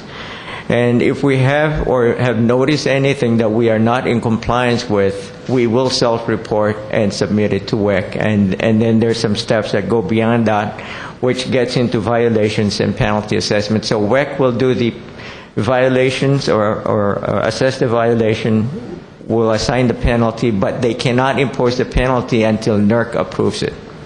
So it goes through that. So WEC really is acting as an agent for NERC. So this is the alphabet soup that Christine was talking about. What I didn't include here is there are 16 different types of registrations. Of the 16, GWP is registered as an entity in 4 different categories. I'll get into that in the next slide, but in each of those, there's a different category for the different standards. There's what we call the balancing standards, there's communication standards, there's critical infrastructure. I won't get into this. There's about 112 standards right now, and the number's growing as we speak. Of the 112 standards, 39 are currently applicable to GWP. In each standard, there's at least 4 to maybe 10 different requirements. And so as you can see, it keeps multiplying. And each of those standards has what they call measurements that we have to submit and prove to them that we are meeting the requirement of the standards. You're getting the picture of how complicated this is. So, as I said, of the 16 different registration, we're registered under this 4 as an entity under this 4. We're called a load serving entity for LSE. PSE is purchasing, selling entity. RP is a resource planner, and DP is a distribution provider.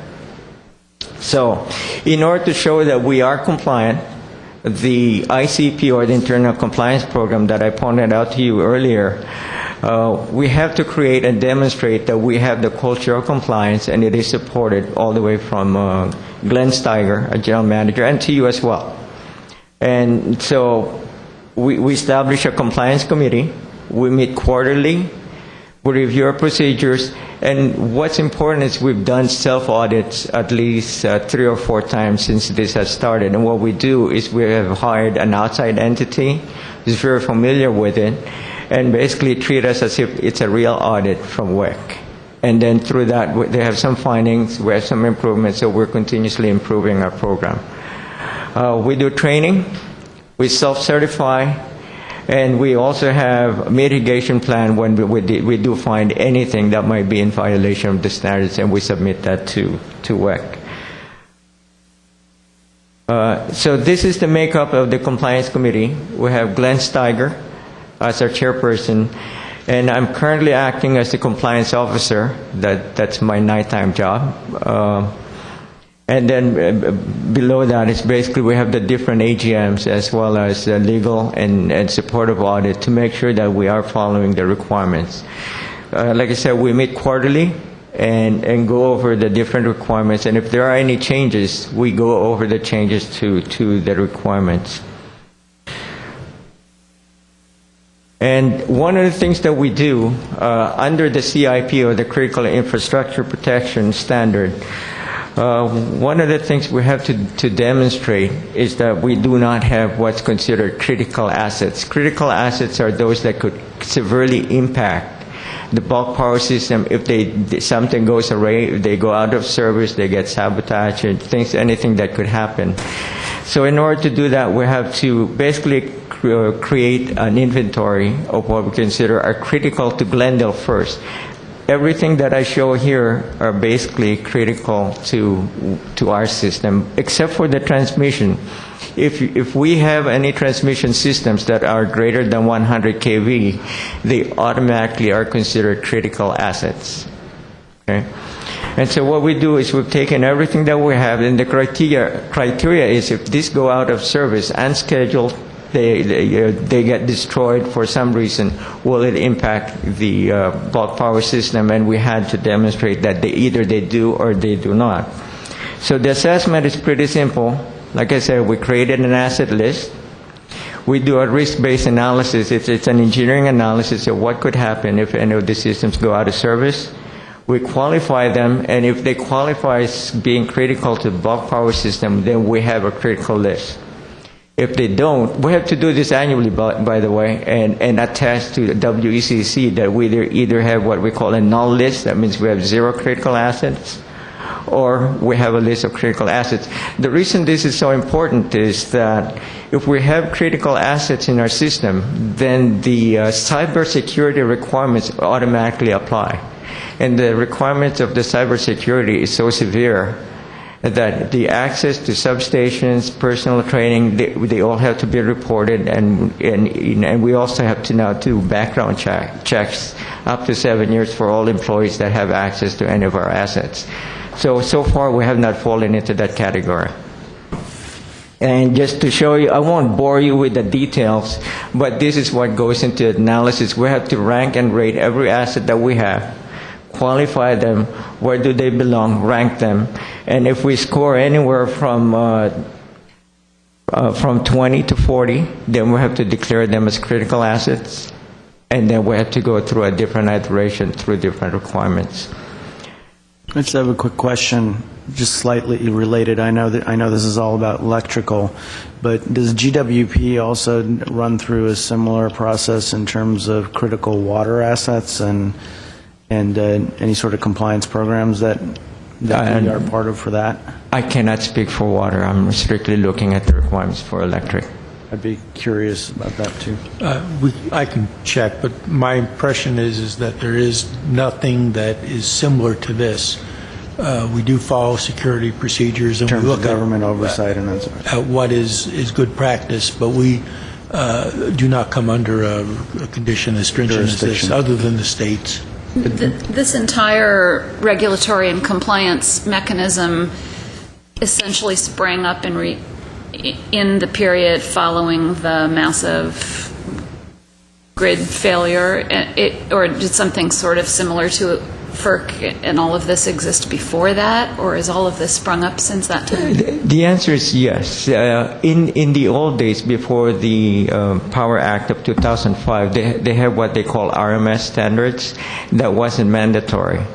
If you are not a signatory to that with WEC, anything can happen, and they couldn't penalize you. There's nothing they can do to impose anything except write us nasty letters. So basically, what happened with the EPAC of 2005, the RMS standards that used to apply to utilities voluntarily, they became mandatory. That was the basis for a lot of the reliability standards that were created. Okay.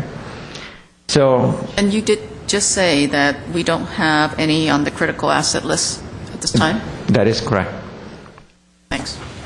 So with that, Christine is coming back to explain as to why we're doing this. Not only it's good for our system, but there's also some things that we can avoid. Okay, penalties, the fun part. This is really a massive reason for compliance if we weren't even concerned about reliability, which of course we are, but the penalties are tremendous, the potential penalties, up to $1 million per violation per day.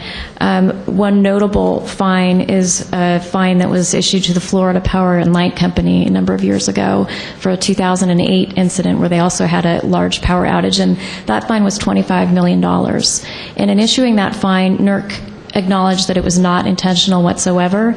It was human error, but nonetheless, $25 million fine.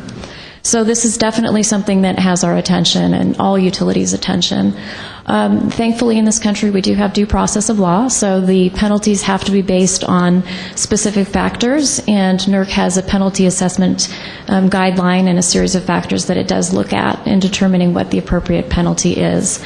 Now, I won't read this to you. You can look at it, but essentially there's violation severity levels and risk factors, and they look at the severity and they look at the risk and the probability that it would impact the bulk power system, and that's how they determine the penalties for the various violations. Each year, NERC they publish a list of their top 10 categories where the violations occur, and most recently they've all been in the cybersecurity area, which obviously is a very hot topic and a very big deal. So that's one of the most frequently targeted areas. Next slide. So here at Glendale Water and Power, we have an internal compliance program. And if you take nothing else away from this presentation, we do want you to know that we have absolutely instituted a culture of compliance. This is something that comes from the top down, from Glenn Steiger on down. And we really appreciate your time today listening to this presentation because we want to have you on board as well. This is something where the entire city needs to be behind this, and I can tell you within Glendale Water and Power, it's something that is a huge focus and it's on everybody's front burner. We do have quarterly meetings, and we sit around and we make sure that everyone is on target and meeting their area of responsibility. We have subject matter experts who are charged with being absolutely informed and aware of what is being done in their area, the policies and procedures that they're responsible for, and complying with it. There's training for all employees, and we investigate, we take an annual look at what our work plan should be, and we review that frequently to make sure that we're on target. This is something of very great importance to us. And along with that is documentation. One of the complaints about this regulatory regime is that it's just very paperwork intensive, and that's true. We need to document everything because ultimately when we're audited or if there's a spot check, we need to point to the piece of paper that shows that each employee was trained, that we've got a policy in place, that we're following that policy, that in the event of whatever trade, we took the procedures that needed to be taken to make sure that we didn't compromise the grid. Next slide.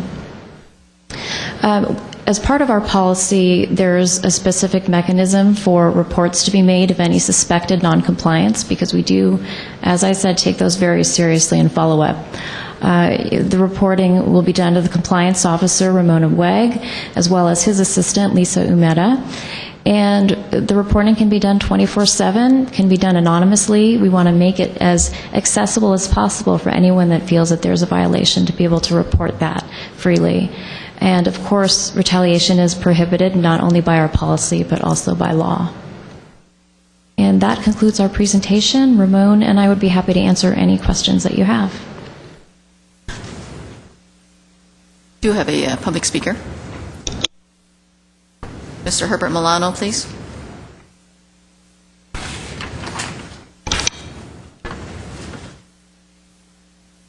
Commission President Chan and members of the GWP Commission, my name is Herbert Milano. I just have a few questions that perhaps you can direct to the staff with regard to this, and some of those questions more or less pertain to you and what you would present to the City Council.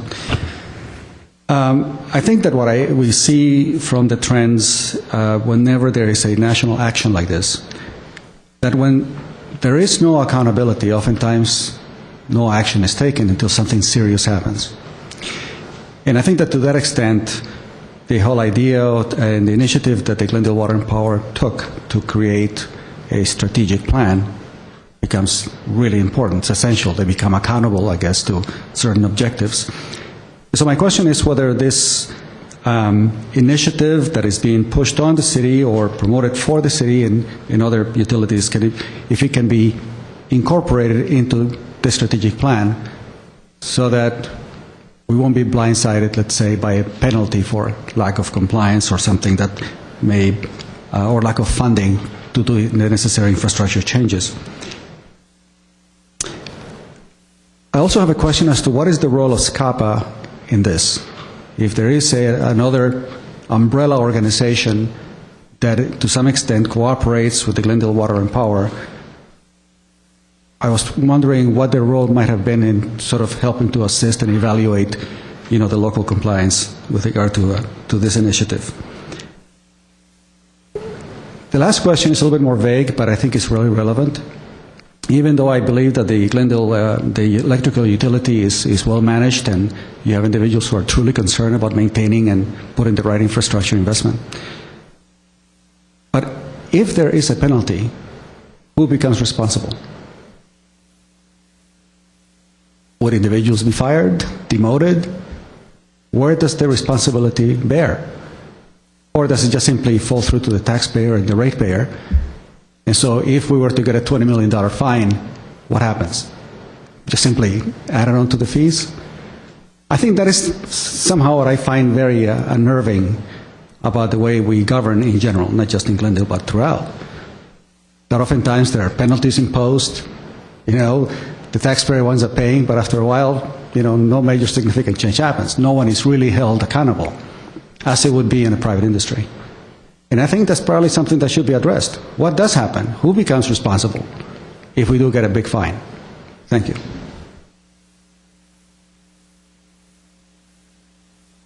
Does Ms. Godinez want to respond to that last question?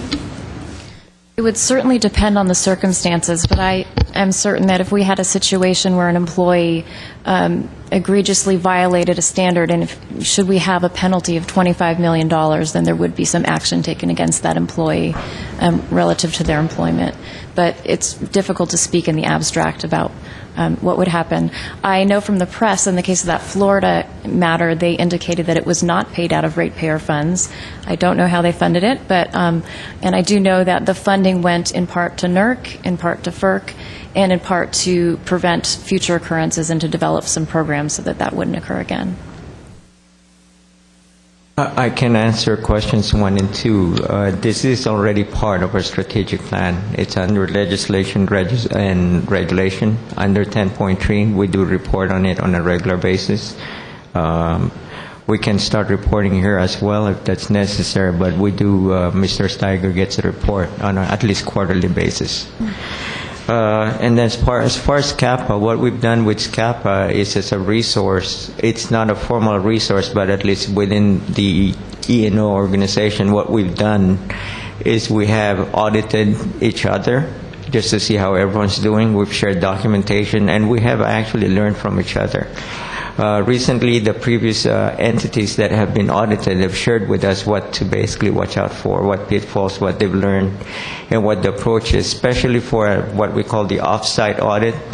There's two school of thoughts on whether or not we need to be in Utah when they're doing the audit, or we need to just be here on standby when they have questions, because they have specific dates, their questions, and the SCAPA members have given us some good input on how to handle that. So, I wanted to make one comment in that in the case of investor-owned utilities, you have the options of shareholder dollars and ratepayer dollars.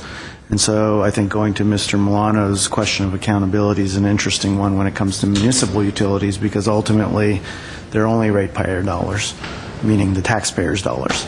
So, or, customer dollars, depending on how such costs are allocated if we were to encounter something like that. So I think it's a worthwhile exercise, certainly, to look into this issue. Not that we want to wish it upon ourselves, but from an accountability perspective, it would certainly, if we were to build in that accountability model into the compliance model, that would certainly keep us on our toes as well, so that we're not trying to solve this issue behind the scenes if it were to ever to occur. And certainly we've encountered different forms of these types of issues, not this level, but different forms where it always comes back down to, the taxpayer paying for it, which is, what would happen. But certainly at least there would also be some accountability that would go along with it, that would reside with management of both the utility as well as in the city itself.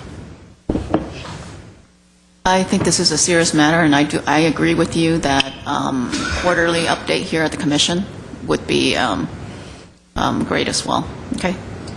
I want to thank you for the report. I know it's dry and alphabet soup, but excellent, and definitely helps me as a new commissioner get with the program on the culture change, the culture of compliance is so important, and for all of us to become familiar with the vocabulary, and to the extent we can master some of the most important alphabet entities. I think it was really helpful for me to see the organizational chart and have that history. So I know it's dry material, but I do really appreciate it. And then last comment is, when we talk here on the Commission and out with the public in our community and with the media and City Council, talks about labor costs, deferred maintenance, et cetera, it all comes right back to this. Those entities that work the hardest to make sure all the I's are dotted and the T's are crossed, filling out all of those tedious compliance reports, doing the self-audits, checking with your partnering agencies, et cetera. All of this is extremely labor-intensive and very, very important. So we're getting a bang for our buck, in my opinion, having so many employees needing to comply with these really the extraordinary pressures, and the paperwork must be enormous. So I think, hats off to our employees. Obviously, this is sort of invisible work. A lot of those of us who serve like this, coming in every month, or council level members of the community, really can't see the invisible. It's really behind the scenes work to comply with regulatory requirements of this magnitude. So I think it's great to make them more transparent to us, so that we can appreciate the paper-intensive requirements of what our workforce is doing. Thank you. A few questions, if you don't mind. Mr. Bragg, thank you again for the great presentation, as well as Ms. Godinez. But I was curious to see if a risk assessment has taken into consideration to come up with this compliance report. Do we buy additional insurance to make sure that we don't get penalized if something were to happen, or how do we mitigate the risk? It's very difficult to buy insurance for penalties. Those are typically uninsurable. So, that's something that I suppose it would come out of our liability fund if we were in that situation. Okay. Yeah, you can't really insure penalties. The other question I had was about the impact of reliability. I know that they're trying to protect the overall grid if if a mistake were to happen, where it could cascade into a blackout. Is there a reverse protection so that something happens outside the city where we would be protected so that we can still have our lights on? Absolutely. Unfortunately, no. Because if you recall, if LA has a major problem in their system, it will affect us. Remember the outage of, I believe, December of 2006, where the city went black? That's because our interconnection with LA was severed when they had an employee that had an error. We can't protect ourselves because we're relying on LA's interconnection to keep our lights on. Even with our power plant and the isolation that we can obtain, we still can't really be self-sufficient? No, because even the power plants, we use that once we get bubbled, then we start firing our generators. They're not running on standby or running all the time. We don't have enough generation running all the time to keep the lights on instantaneously. In that particular outage, we were able to come back. We're actually one of the first utilities to come back because of our power plant. We actually helped Burbank stay on for a while because of our power plant. But we can't always stay on when something major happens in LA. Is that something that's worthwhile to look at, or it's not really part of the scope? Well, part of this is if something does major happen, then LA will be on the hook with Newark and WECC. So in the past, there's really no means to penalize them, but now they can be penalized if something like that ever happens again. I think the point that Ramon is making is that a lot of our power comes in from out of the area. And if there is a massive problem, those transmission lines would be down as well. So we would have to meet our load requirements here with local resources, and we don't, for economical reasons, we're not running those resources flat out, full load all the time. Well, thank you. I mean, it clears up some ideas of what I had. I thought we were a little more self-sufficient, but thank you for clearing that up. We are, but unfortunately, sometimes we may have to be disconnected first before we can operate in the bubble. So we do have black start capability, and once we black start one of the units, we can start the other units pretty quickly. Now, we have had times where we've had notice, for example, a fire that's threatening a transmission line. We're then able to start up our units and be ready to make the transition. But that's a special case. The kind of thing that happened at the Northeast, it just happened, and it was just like a domino effect. So I have two questions. First one is, how long does it take to fire up all of our units in a disaster when all the other transmission lines are down? How long does it take? I think one of the units, we have standby units. We have Unit 9 that come on in, I think, in 10 minutes. And then we have units that are always on hot standby. But then the other units, if they're cold standby, it takes about 4 hours, I believe, to fire them up. 4 hours? Okay, and what percentage of the city's load can all those units serve that they're on? Power plant is capable up to 250 megawatts. So in a day like this, during the winter, we can keep the lights on the city. But in the summer, when the air conditioners during our peak, then we'll have to do rolling blackout. Okay, so the longest it'll take is 4 hours to get all the units on? That's correct. But normally, especially if you recall in the Northridge earthquake, I think we were back within a couple hours. Mm-hmm. Same time the 06, we were back within an hour because it so happened to be in the 06 event, it was in December. Load was low, so we were able to come back pretty quickly. Thank you. Okay. Thanks. Thank you very much. Okay, next item. Item 5E, Smart Grid Update, Craig Keenan.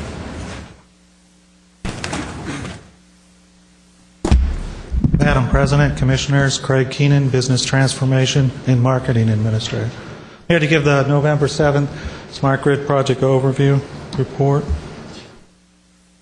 Just to remind everybody about our Smart Grid vision.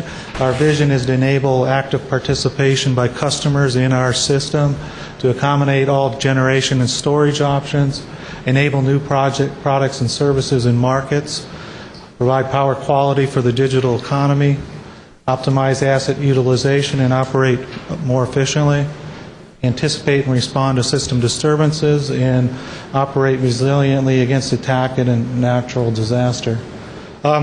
Just to digress a minute, Smart Grid was born out of the 2003 power outage. That's when people started talking about it.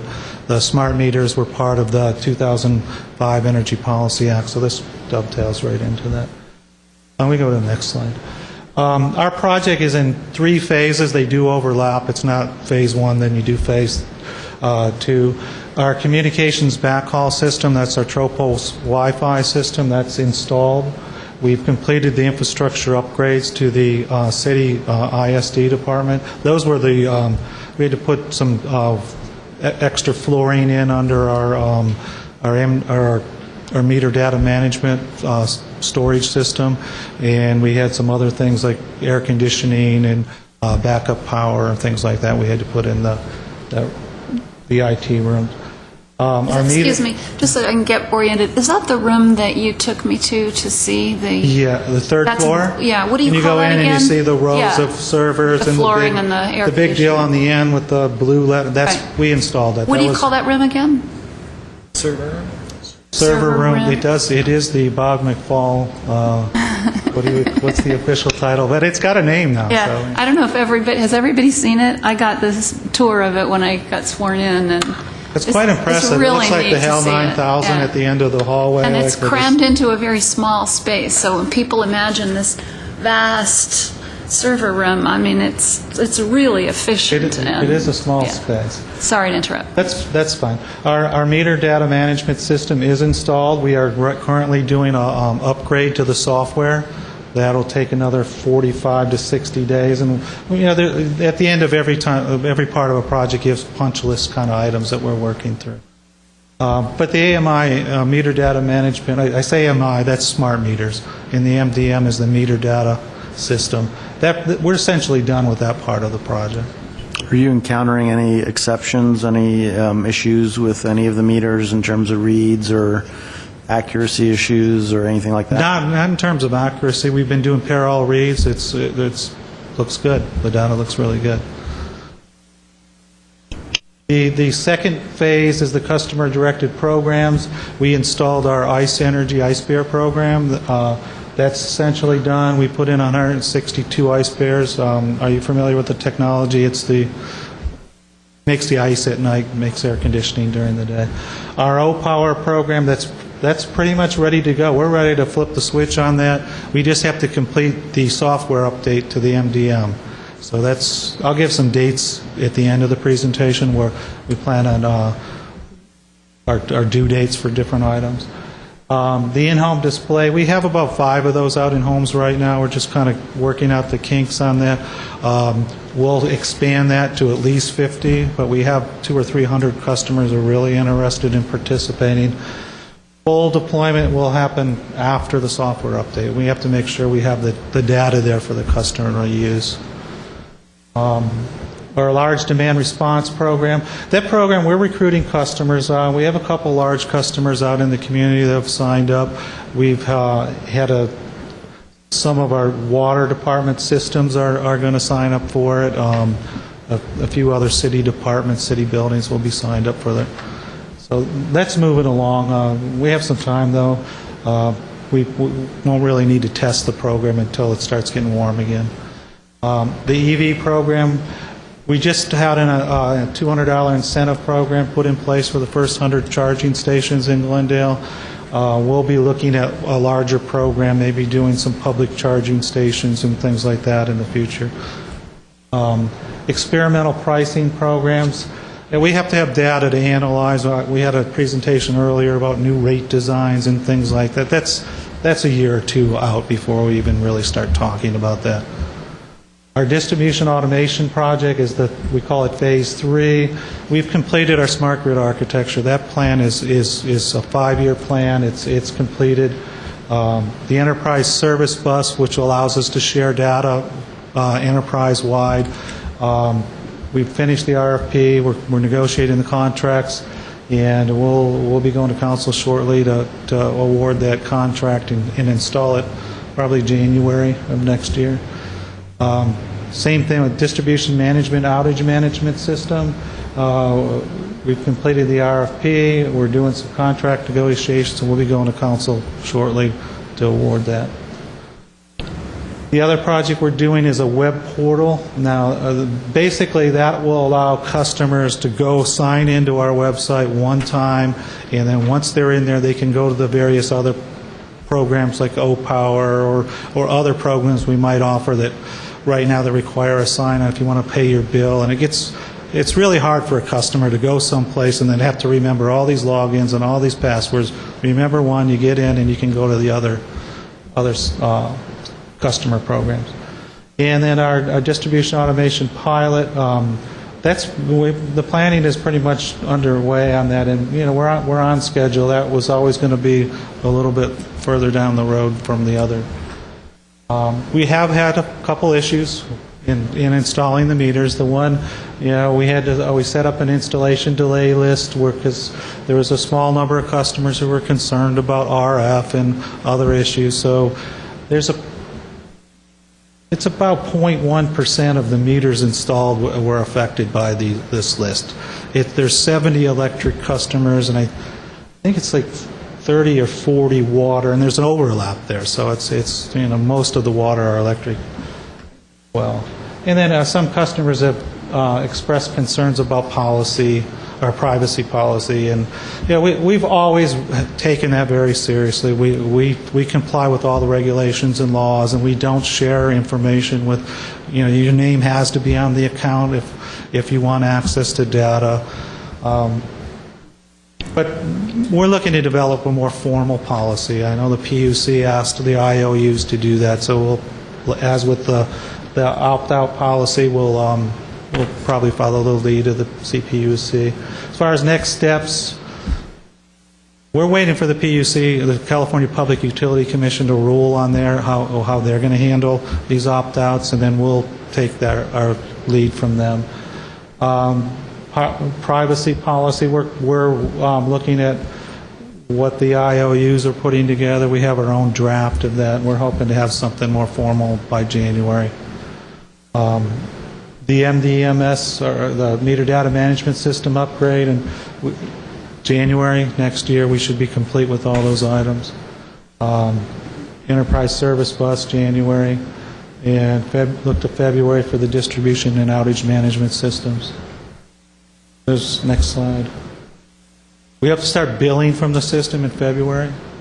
We want to continue looking and comparing manual reads to reads that come in and looking at the data in the system. But we're looking at February. Right around the same time as when we'll launch the O-Power website with all the additional functionality, and we have the begin installation of the community. We're looking at extending the fiber to northern part of Glendale up by Montrose to some pump stations and other things up there, and then adding additional gateways to take data off sooner from the Tropos Wi-Fi to make the system more efficient for distribution automation. The time it takes to push the button and send the signal and have it come back, they call it latency, or it has to be extremely fast in order for the system to work. So we're looking to add more fiber up north for that. And then the in-home display around the same time, early next year. And that's the budget question. review. I have a quick question. Are we looking at doing monthly billing for residential? That I know it has been discussed, but I'm not here to talk. Well, I remember it was discussed in the past, too. I'm sorry, I didn't hear the question. Are we monthly looking- billing for residential. Billing? Do we have that on our planning horizon? Or I was talking over what kind of billing? residential monthly billing. Oh, monthly billing, opposed yes. to budget. We're looking at that. That would be something that we can do once we get the AMI system operational, yes. So we're looking at sometime Well, we're looking 2012? right now, we're looking at giving people the option for that, and it would probably be after the first of the year. Oh, okay. Okay, thanks. As far as our budget review, we have projected to spend about $39 million as of September. We've spent 36, close to 37. And we've received or we have some invoices into the DOE that haven't been paid yet, but we've currently invoiced them for $16.6 million of the 20 that we're eligible for. So we're getting back on track as far as the electric. Water, the water project is essentially done. We had projected a budget of about $16.8 million, and as of September we're at 16.7. It'll probably be another couple $100,000 in invoices that by the time the project's, all the invoices will come in and be paid. But the project's essentially finished. Next slide. We have to give this disclaimer at the end because we are receiving DOE money. You had one more slide you added to this. Do we want to ask Atine up here to talk about? That's my presentation, and then Atine can come up and talk about this. And I don't know if you want questions after that or no. No other questions at this point, right? Yeah, please. Okay.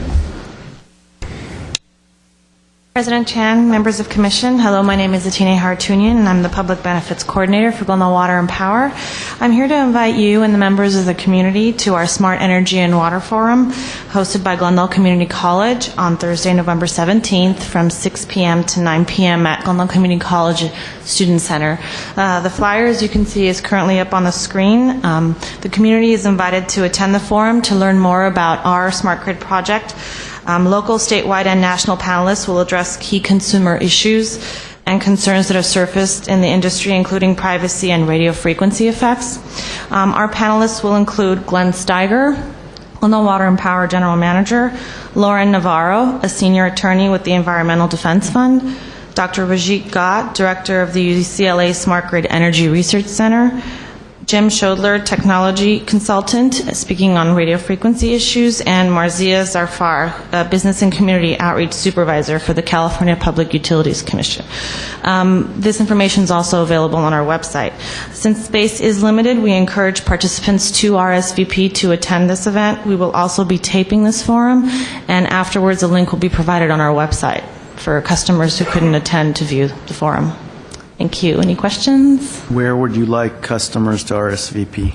Oh, the RSVP, they can reach Glendale Water and Power, our department, at 818-548-4828, or our customer service department, 548-3300, if they don't remember that phone number. And will this flyer be up on the website as well? Yes, the flyer has currently been up on our GWP website as well as the city's website. We also posted it on our Facebook site, tweeted, and we have also sent it direct mail through the customers that have expressed interest in our program, including the installation delay list, our Smart Grid Advisory Committee, those that have expressed interest in our in-home display pilot, and who also have attended any events that we've had, for example, our Coffees in the Park, that have asked for us to send them information. And we will also be sending this via our newsletter, The Source, next week, late this week. And we will be also taking ads out in some of the local newspapers. Great. Wanted to commend you on putting this together. I think it'll be a very important event and an opportunity for anyone who has concerns to get a lot of very important and credible information and get their questions answered. I also wanted to point out that Marzia Zafar, who's with the California Public Utilities Commission, is very knowledgeable about statewide smart grid efforts and smart meter issues that we've heard a lot of concerns about. So she will be able to provide a lot of insight about where the state is going and why the state has adopted these sorts of smart meter policies and give a little bit more context to what Glendale is doing as a municipal utility. So I encourage everyone to come out for that. Okay. Well, thanks for the notification. Thank you. Next item, please. Item 6, oral communications. I have a couple of speakers here. First one, Mr. Harry Zavos, please. My name is Harry Zavos. I'm a resident of Glendale. And as probably some of you know, last year I raised issues about the constitutionality of charter-authorized water fee transfers to the general fund. From the time I first raised that issue, it took 8 months before the city produced a formal and public legal opinion. And as a result of that legal opinion, those transfers were discontinued. I understand that now the city is considering restructuring of electrical rates. And again, that raises a possible constitutional issue, so I'm here to give a heads up so we don't take 8 months formally addressing that issue. As you know, Article 13C of the California Constitution requires a vote, a majority vote for any general tax and a 2/3 vote for any special tax. And Article 13C, as amended by Proposition 26 last year, defines tax very liberally, and let me read it to you. As used in this section, tax means any levy, charge, or extraction of any kind imposed by a local government except the following. Now, there are 7 exceptions to that very broad definition of tax that certainly would include a levy on ratepayers for the provision of electricity. And the only one that would apply to those kinds of levies is subsection 2. And let me read to you what that says. So this would be an exception to that broad definition of tax, which includes any charge, extraction of any kind imposed by local government. A charge imposed for a specific government service or product provided directly to the payer that is not provided to those not charged. So far, that would make electrical rates exempt from the requirement of a 2/3 vote. But the problem is the second part of that definition, which says, and which does not exceed the reasonable cost to the local government of providing the service or product. And that's where I think the difficulty comes into. When you have a charter authorized transfer of $21 million to the general fund that doesn't go to provide electricity to the ratepayers, and when you have the electrical works taking on the responsibility for street lights and traffic lights and providing electricity to them, as I understand it, without charging the general fund, it seems to me that you don't fit that second part of that exception that reads, that is not, which does not exceed the reasonable cost to the local government of providing the service or product. So I would urge you, before you pass on any change in electrical rates, that you have a formal legal opinion as to whether under Article 13C as amended by Proposition 26, any such change will require a vote of 2/3 of the electorate for it to be valid. Okay, thank you. Next speaker, Mr. Herbert Milano, please.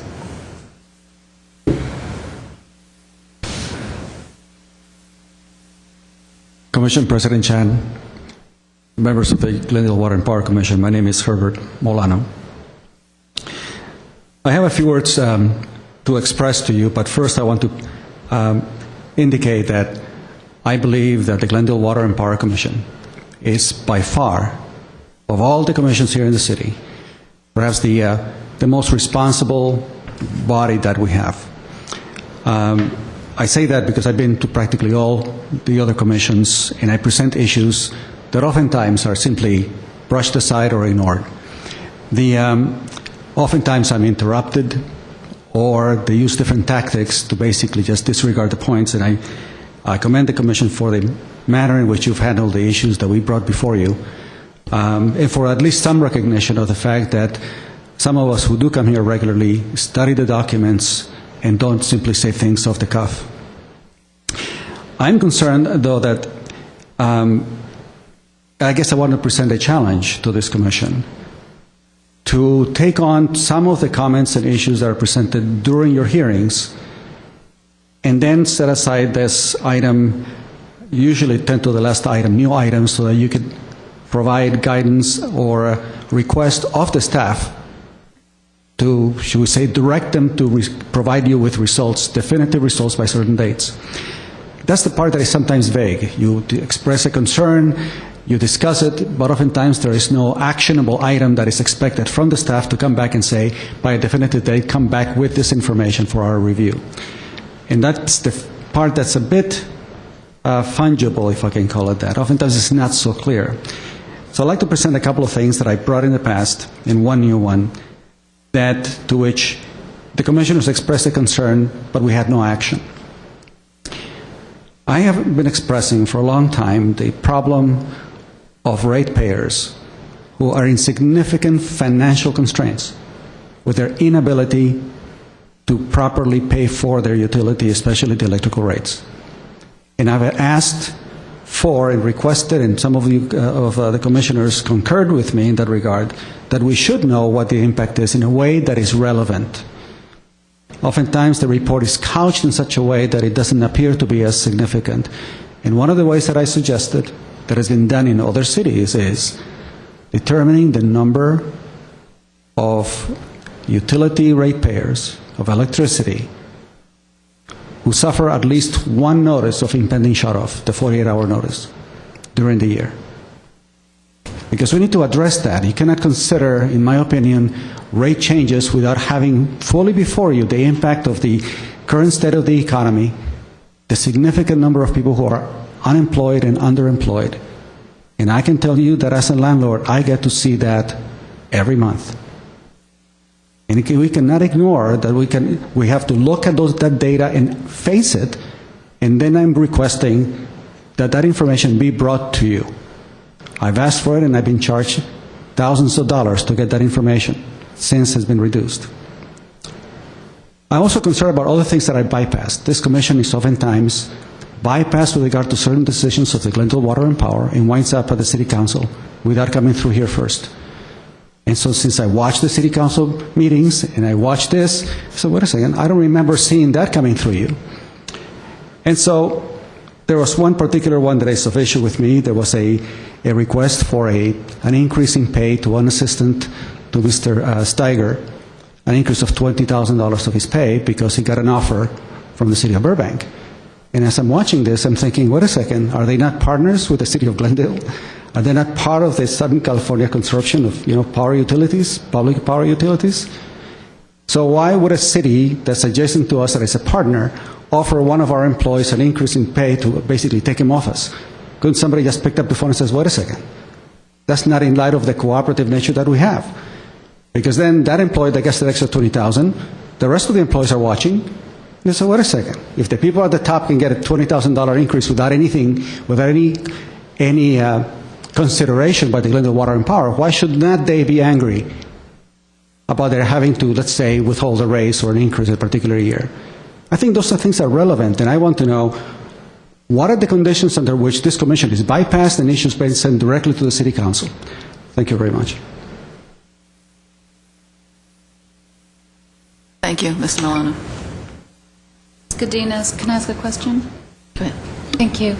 Does the GWP Commission have any jurisdiction over salaries to management department heads? Commissioner Dentler, no, this commission does not have jurisdiction over that issue. You have jurisdiction over the operations of Glendale Water and Power, including maintenance of the plant and things of that nature, but that would not be within your jurisdiction. That's a civil service matter. Thank you. Do you have a comment? Okay. Next item. Item 7, old business. Update water rate transfer, general fund. Water transfer. Before we do that, from last meeting, Commissioner Armenian had a question that I'd like to answer, and that had to do on disaster responsiveness and how many GWP personnel could how far they live from Glendale. And what I looked at was the center of Glendale City Hall, and looked at a 3-mile radius, and that's 15% of the people are within the 3-mile radius. When you look at a 5-mile radius, then it is 30% of the people live within that radius. And a 10-mile radius is 60% of the people live within that radius.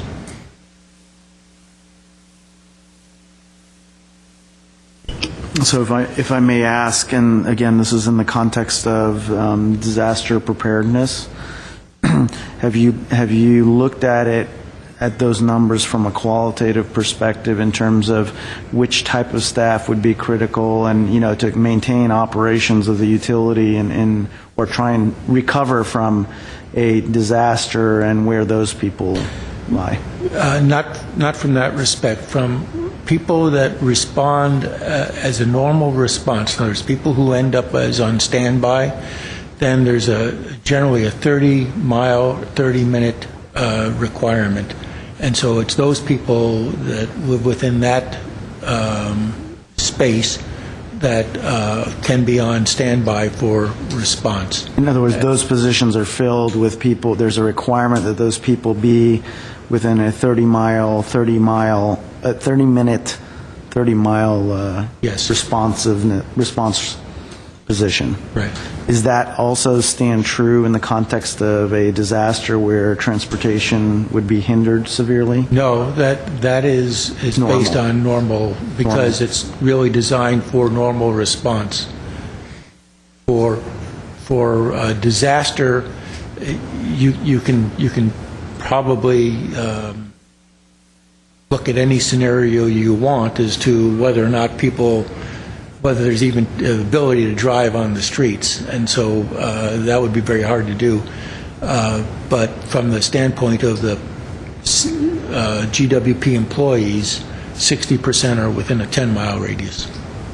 Thank you very much for that, for preparing that answer. Thank you.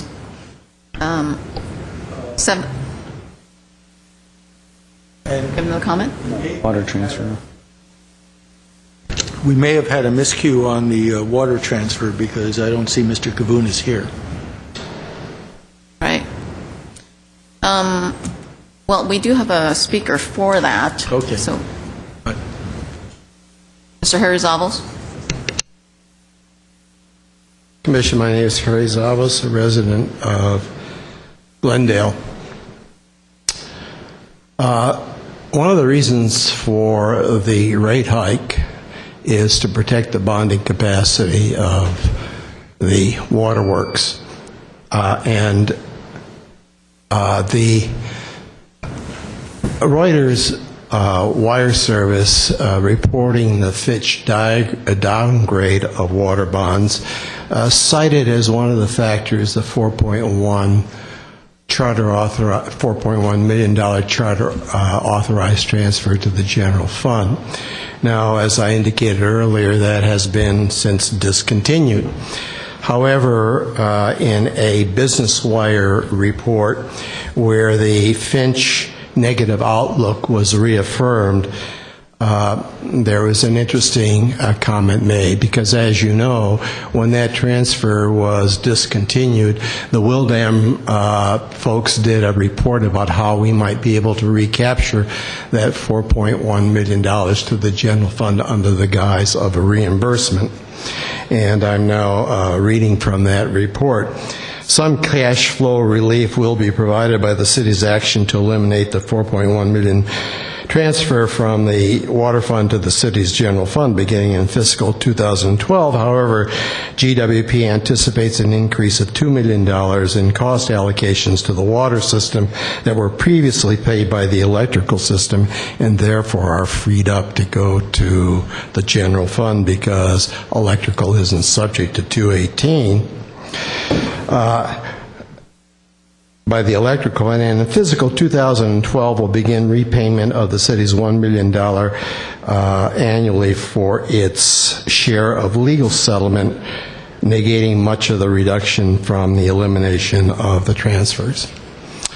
There are several transfers of water fees to the general fund under the guise of reimbursing the general fund, which I believe are thinly disguised and bogus and in violation of 218. And 5 minutes doesn't allow me enough time to go through each one of them and give you the data upon which they are based. But let me and those two, incidentally, referred to in Business Wire were recommendations made in the Wildam report. Let me deal with just two. One is we are transferring $1 million of water fees to the general fund to reimburse the general fund for what the city and the Wildam report says is the waterworks share of the settlement of the Gladys Street landslide. Now, Wildam indicates that according to court findings, 50% of the liability of that was for Public Works, which deals with street and curbs, and 50% with the water line that broke.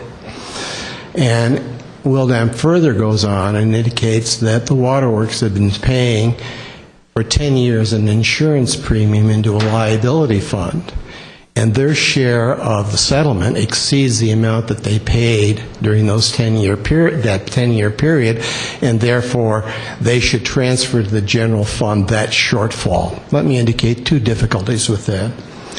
I have before me the court opinion. Plaintiffs sued on two theories. One theory was that the streets and the curb and that arrangement, which is Public Works, caused the water to concentrate on the slope and cause the slide. That was theory one. Theory two was, even if it was a natural occurrence, the slide caused the water line to break, and that water from the broken line aggravated the damages. Here's what the court said. It said that where a public entity's instrumentality they're dealing with theory two, the one with the water line, where a public entity's instrumentality fails as a result of a natural occurrence, and that failure is a substantial cause of further damage, the public entity is liable. There is no intervening cause which would shield the city from liability. However, the city's liability would only be for the additional damage, not 50%, caused by that broken pipe. But then they go on to say the following: because the court has found, and there's a trained lawyer here, that's the finding of the court. Let's see if the court said it was 50-50 liability. Because the court has found that the city is liable for the entire damage under plaintiff's theory number one, the one only dealing with Public Works, I would suggest that that's a bogus transfer, that the court found that the liability was due entirely to Water and Power, and we are transferring $1 million a year of water fees to the general fund.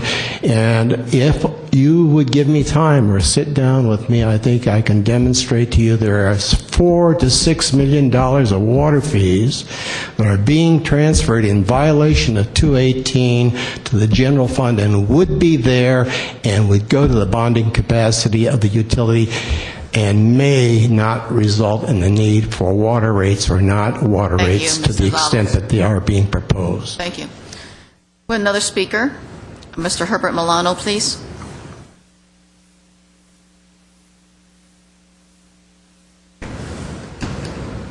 Commission President Chen, members of the Glendale Water and Power Commission, and staff, my name is Herbert Milano.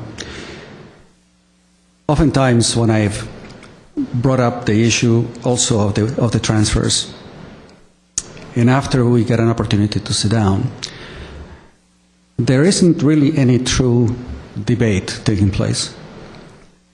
A portion of the presentation is oftentimes directed to the city attorney, who then takes one portion of it and answers it in a way that is not favorable or contradictory to what I've stated. And that is what I find oftentimes very frustrating, that there really is no dialogue or clarification, or no one asks, can you explain further. What do you mean? Can you give an example? The issue with the water transfers are many, but it really stems not just from the fact that years ago, decades ago, the Glendale Charter was changed due to this surfeit of funds that were available in the water utility and the city needed money. And it's been a similar case just recently during the past decade. I think that before the city moves forward to approve a bond issue, that we take a look at what has transpired with the funds that have been, should we say, accumulated in a reserve for the water utility. I, like you, am a very strong proponent of having a strong infrastructure, because in the case of an earthquake, a fragile infrastructure is going to hurt us significantly in many ways, and not just for the fire department, but overall. And so the city has an obligation to ensure that that infrastructure be evaluated and properly funded every year. And that was the whole idea about having a significantly sufficient reserve fund to continually address the infrastructure needs of the Glendale Water and Power and address it. And it is when that clarity is not there and the city decides that they're going to find ways of taking that money that was in reserve for the infrastructure and move it into the general fund. It's a significant disservice to the public, but it also allows the city council and the general fund to get the appearance that they have more money available than they actually do when you are ignoring the infrastructure. And so if we approve a bond, and yet another one after the one from a few years ago, it will continue to give the appearance that there is this amount of money available for them to use.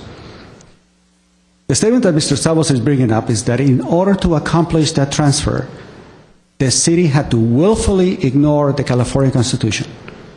Proposition 13 was made so that there will be some semblance of control, that they would not use other means of taxing the public.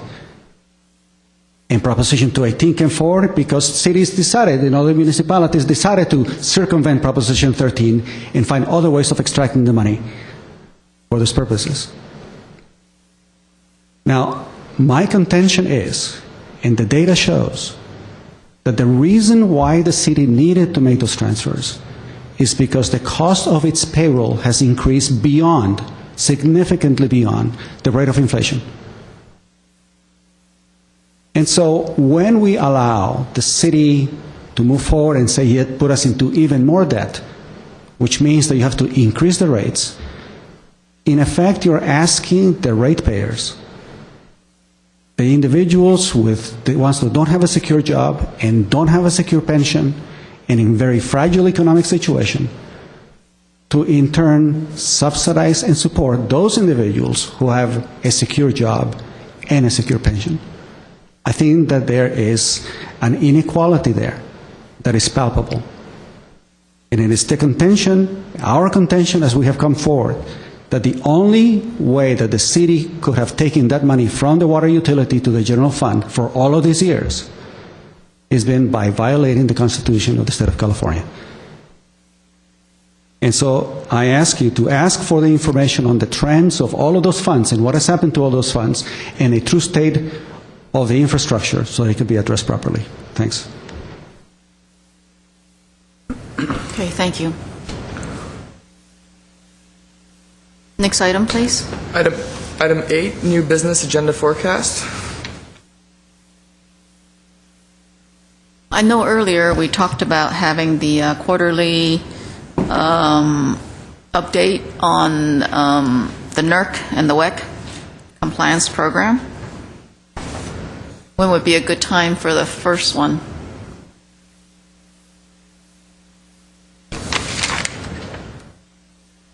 Most not Quarterly, here. I guess, would take us to March. So if we're March? So perhaps March. Yeah, okay. Insert that in March.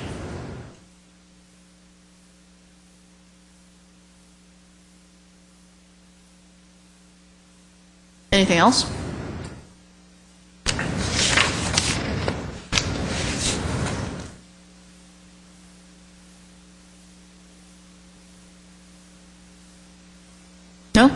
I have a question in the context of the last two speakers and what they brought up. Question of Ms. Godinez, what would be within the jurisdiction of this commission to discuss on that topic if we were to agendize something? With regard to the transfer? Transfer, yeah. Well, it's somewhat limited because it's already been decided as a matter of policy what the City Council wants to do. And I think that, I can't remember which members of the commission, but this commission generally had requested an update about the status. So that's certainly something we could talk about. Both speakers raised issues regarding Prop 218 and regarding more generally policy citywide as far as finances, and that's beyond the scope of what you all can do. But when it gets into the context of discussing how it affects a water rate increase or a water bond measure, then that certainly comes back within your jurisdiction. So it would be appropriate to have it within on the agenda. context of the water rate design, for example, it's absolutely we appropriate. could discuss that. Yes, certainly. Okay. But I don't want to interrupt you. If I recall the city council meeting, I don't want to, reinvent the wheel. Am I recalling correctly that you were already asked by city council? The city attorney was directed to prepare a legal analysis of this topic, and wouldn't that be underway? That's been done. That's already been completed, and I think that the discussion, though, is regarding the current status of what's taken place. And at this point, the City Council has directed that transfer be discontinued. So that really is the current status. But what the speakers were raising were issues of other costs that are supposedly being shifted to the general fund and the impact that has potentially on rate design and funding for Glendale Water and Power. And so as long as that's tied to, for example, the water rate restructuring, water bond measures, then it is within your jurisdiction and you can consider that. But to override what the City Council has decided, that obviously is beyond the scope. Mr. Kavunas was unfortunately not here today to speak to this issue, so certainly that's something that you could have continued to your next meeting if you'd like to get that update. I guess I'm not just one person up here, but given that most of the meetings, our oral communications continue to consume a lot of our meeting time on this repeated topic, and it's since it's not agendized, it's not really appropriate for us to engage in a dialogue with the speakers, but the speakers, it's consuming a lot of our meeting time in this kind of passive listening mode. And I guess if I'd be interested in the will of the other commissioners, because I know you have listened to the same speeches for much longer than I have, and I wonder if maybe it would be helpful in moving this item onto the agenda so that we could then ask the city attorney to just present us with a memo that addresses some of these legal questions and policy questions so that we can kind of have the city attorney's point of view on it, or perhaps the manager's point of view as well, so that it gets onto an agenda and it gets kind of discussed and dealt with as an agenda item rather than continuing to come back always as oral communication. I don't know that I favor doing that. I'm just bringing it up for discussion to see what the other commissioners think. Well, that's the spirit in which I was posing the question, but I think there's two distinct matters here. One is of legal interpretation of the constitutionality or the unconstitutionality of these sorts of transfers and that sort of thing. That's one separate issue. But the other issue that, which is a legal interpretation issue, the issue that is in the context of the water rate design, goes to the question of, well, how did we get here? Why are we in the current predicament that we're in, which is, obviously when the utility is transferring a certain percentage of money to a general fund, that prevents that same money from going somewhere else, such as in this case going to infrastructure projects, capital projects, whether you're looking at the water side or the electric side. We just happen to be talking about water at this point in time because we're looking at water rate redesign. 6 months from now, we could be talking about the electrical rates in a similar context, and probably even more so because there's a higher percentage of funds going from the electric side into the general fund. So to me, it is a worthwhile discussion in the context of the redesign, but it doesn't solve the problem that the predicament we're in today. We're in a financial predicament, as I've said in our joint study session, and we have to solve that predicament because we can't keep continuing like this. But can we address the longer-term fundamental issue or not, or do we just talk about it and then we continue until the next time, you know, the capital funds dry up and we're back at the table again saying we got to increase rates because why? Well, we've, you know, shifted funds. Again, there's trade-offs no matter which direction you look at when you manage a city. So whether we're looking at it strictly in the context of water infrastructure to stay within our parameters, or whether we're looking at the bigger issue of how do we fund a city, and you know, if the 20 some million is not going to go to this city general fund that's funding certain things, then there's a trade-off, right? There's 20 million less to play off. Even if we were a sitting city council here and we made the decision to stop those transfers, there's other types of trade-offs we'd be talking about on the other side of the ledger. So I'm for a discussion about this because I think it needs to be excavated and exposed, and perhaps even if it's in a limited way in the context of the water rate design. I just, you know, when we talk about that, I'd like to be talking about it. How do we prevent ourselves from getting back into this predicament again in the future? And even if it doesn't result in a precise decision, at least it can serve up a discussion to city council level to say we need to be talking about this when we talk about the rate redesign from a longer term perspective. So I'm all for it. I think we ought to have some sort of assessment and treatment from this city attorney's office to give us the guidance on the matters that members of the public have brought up that are strictly within the legal realm, constitutionality or unconstitutionality, and then separately from a policy perspective, as we're talking about the actual rate redesign, then we can talk about how do we prevent ourselves from continuing to be in this predicament if transfers continue even under a, you know, new water rate. No, I'm sorry. I'm sorry, go I just ahead. want to continue that comment, but I don't want to have an agenda where there's nothing specific or actionable. Like if we had an opportunity to decide on the reallocation that the Wildan report suggested, even though we lost the $4.1 million transfer to the general fund, but the reallocation that was recommended by Wildan's report showed that there was some water fees that need to be reallocated. I don't think that this commission was approached to maybe make that recommendation to the city council. If there was something like that where we can discuss and maybe make a motion to recommend that reallocation happen or not happen, I think that would be preferable if that type of discussion was to take place, rather than having a generic discussion on the legality or the purview of the city council's reach. You know, I wouldn't necessarily. Can you explain? So the reallocation. The Wildan's report, where it shows that instead of a 75-25 split, there will be a 66 to 33% split, or something like that, so that there's more overhead charged to the water utility now to make up for that $4.1 million loss of transfer. Yeah. Even though it's minimal, but I mean it's less than $4 million, but it's still a reallocation as a justification to continue to take that additional money from the water utility. And that's something I'll explore with the city attorney, because I think that may have been covered by the city council's direction given to the city. So I don't know whether that's something that you could now take a look at and provide a recommendation. So before I give you the go-ahead, So that was just an example of something specific and actionable that this body can take, rather than a generic discussion on water transfer policy.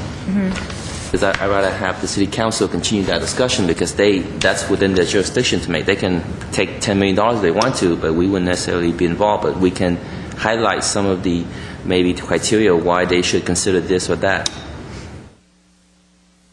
And I'll discuss that with him. Yeah. So it would take two commissioners with an interest in hearing the action to have it move forward. And it sounds like there's some interest, but I guess we need to more clearly define what that scope is. I thought we had two commissioners. I just wanted to hear some discussion from my fellow commissioners, so I agree with what we just heard. An open-ended general policy thing with no action item I don't think that helps us, and I also agree with what you said. Looking backward and trying to analyze, it's not our job to analyze whether some provision of the Constitution was violated. If somebody wants to sue the city and the attorneys will battle it out, I don't find it constructive use of our time as a commission to engage in speculation about general legal theories that members of the public are interested in. I know that they have a right to communicate their interest to us, but we do not necessarily have jurisdiction to do anything about those communications. But I want to, we have a spirit of openness, and we're good listeners, and we understand that the public may have concerns about things that have happened in the past, but we really need to focus on actions that are going to get us somewhere in the future. So I guess I agree with you. Unless there's consensus that we have some action item we want agendized. Well, I mean, at this point, this commission has already made a recommendation to City Council of 2 options, right? And GWP attempted to present those, but I think it got bumped because of additional information that the City Council was looking for. And so the update that we're looking for is where do we stand on all that, right, in terms of when it will get back on City Council agenda. So I don't think that there's any decision to effect unless we want to send an additional recommendation. It says, as part of your water rate redesign consideration, also consider this issue of the reallocation and how you're burdening the utility with overall general fund transfers because it's affecting these capital projects when the money is shifted to other priorities in the city.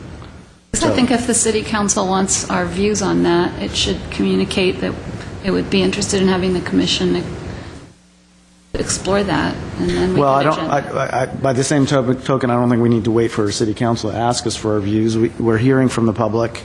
We can have a discussion, and then we could serve up a recommendation. I agree, but we're only hearing from 2 members of the public, so that's not exactly the public. And the same 2 members say the same things to City Council, and City Council has heard the same subject over and over, and it has so far not seen fit to ask us to have a discussion. And I guess I just take my cues from them. If they are concerned about this and want to send it back to this body, then we should agendize it. Otherwise, if we don't have an action item that we want to debate and move on, I guess we'll just continue to hear this in public comment.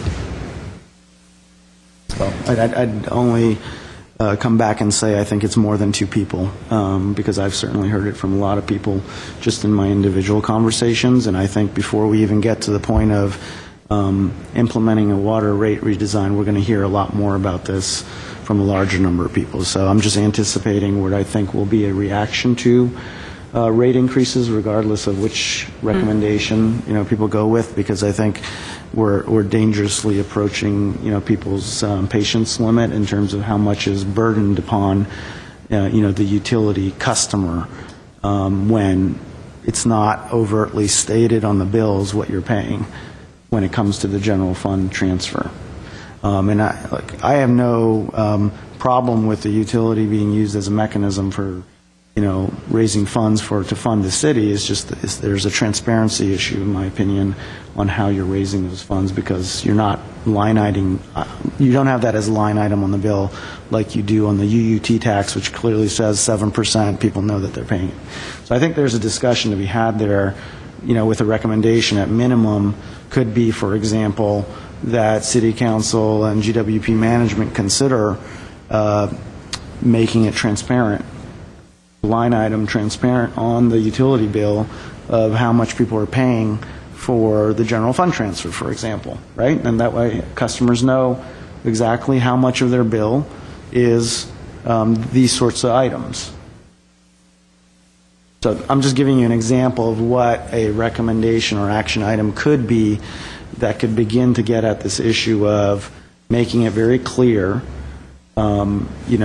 what people are paying on their bills within the utility, and then a city council can, deal with the issues of how do they allocate those funds, and where are they getting funds for how they prioritize the needed funds for a city. So even beyond the water rate redesign issue, which we've already made a recommendation on, we could have a discussion that could say that in the spirit of transparency, we make a recommendation to City Council that there be transparent, that there be a line item on the bill like the UUT that clearly identifies general fund transfer, of whatever the percentage works out, the math works out to in a bill. Just one example. I know these are just some of the examples that you're putting out there, not necessarily the ones that Right. will move forward. I feel that this discussion needs to stop, so I'm going to be the second commissioner that's going to be in support of this. So I would like to request to have somebody from the city attorney's office to come in and at least have this discussion and let us know what we can do and cannot do. Okay, do we have anything else?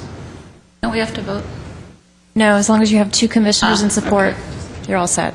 Got it. Thank you. Okay, Item 9, adjournment. do I have a motion? So moved. Second. Great. Okay, motion passed. Meeting's adjourned. Aye. Oh, thanks. All in favor? Aye. Favor, aye. Thank you. Motion I won't be here next adjourned. month.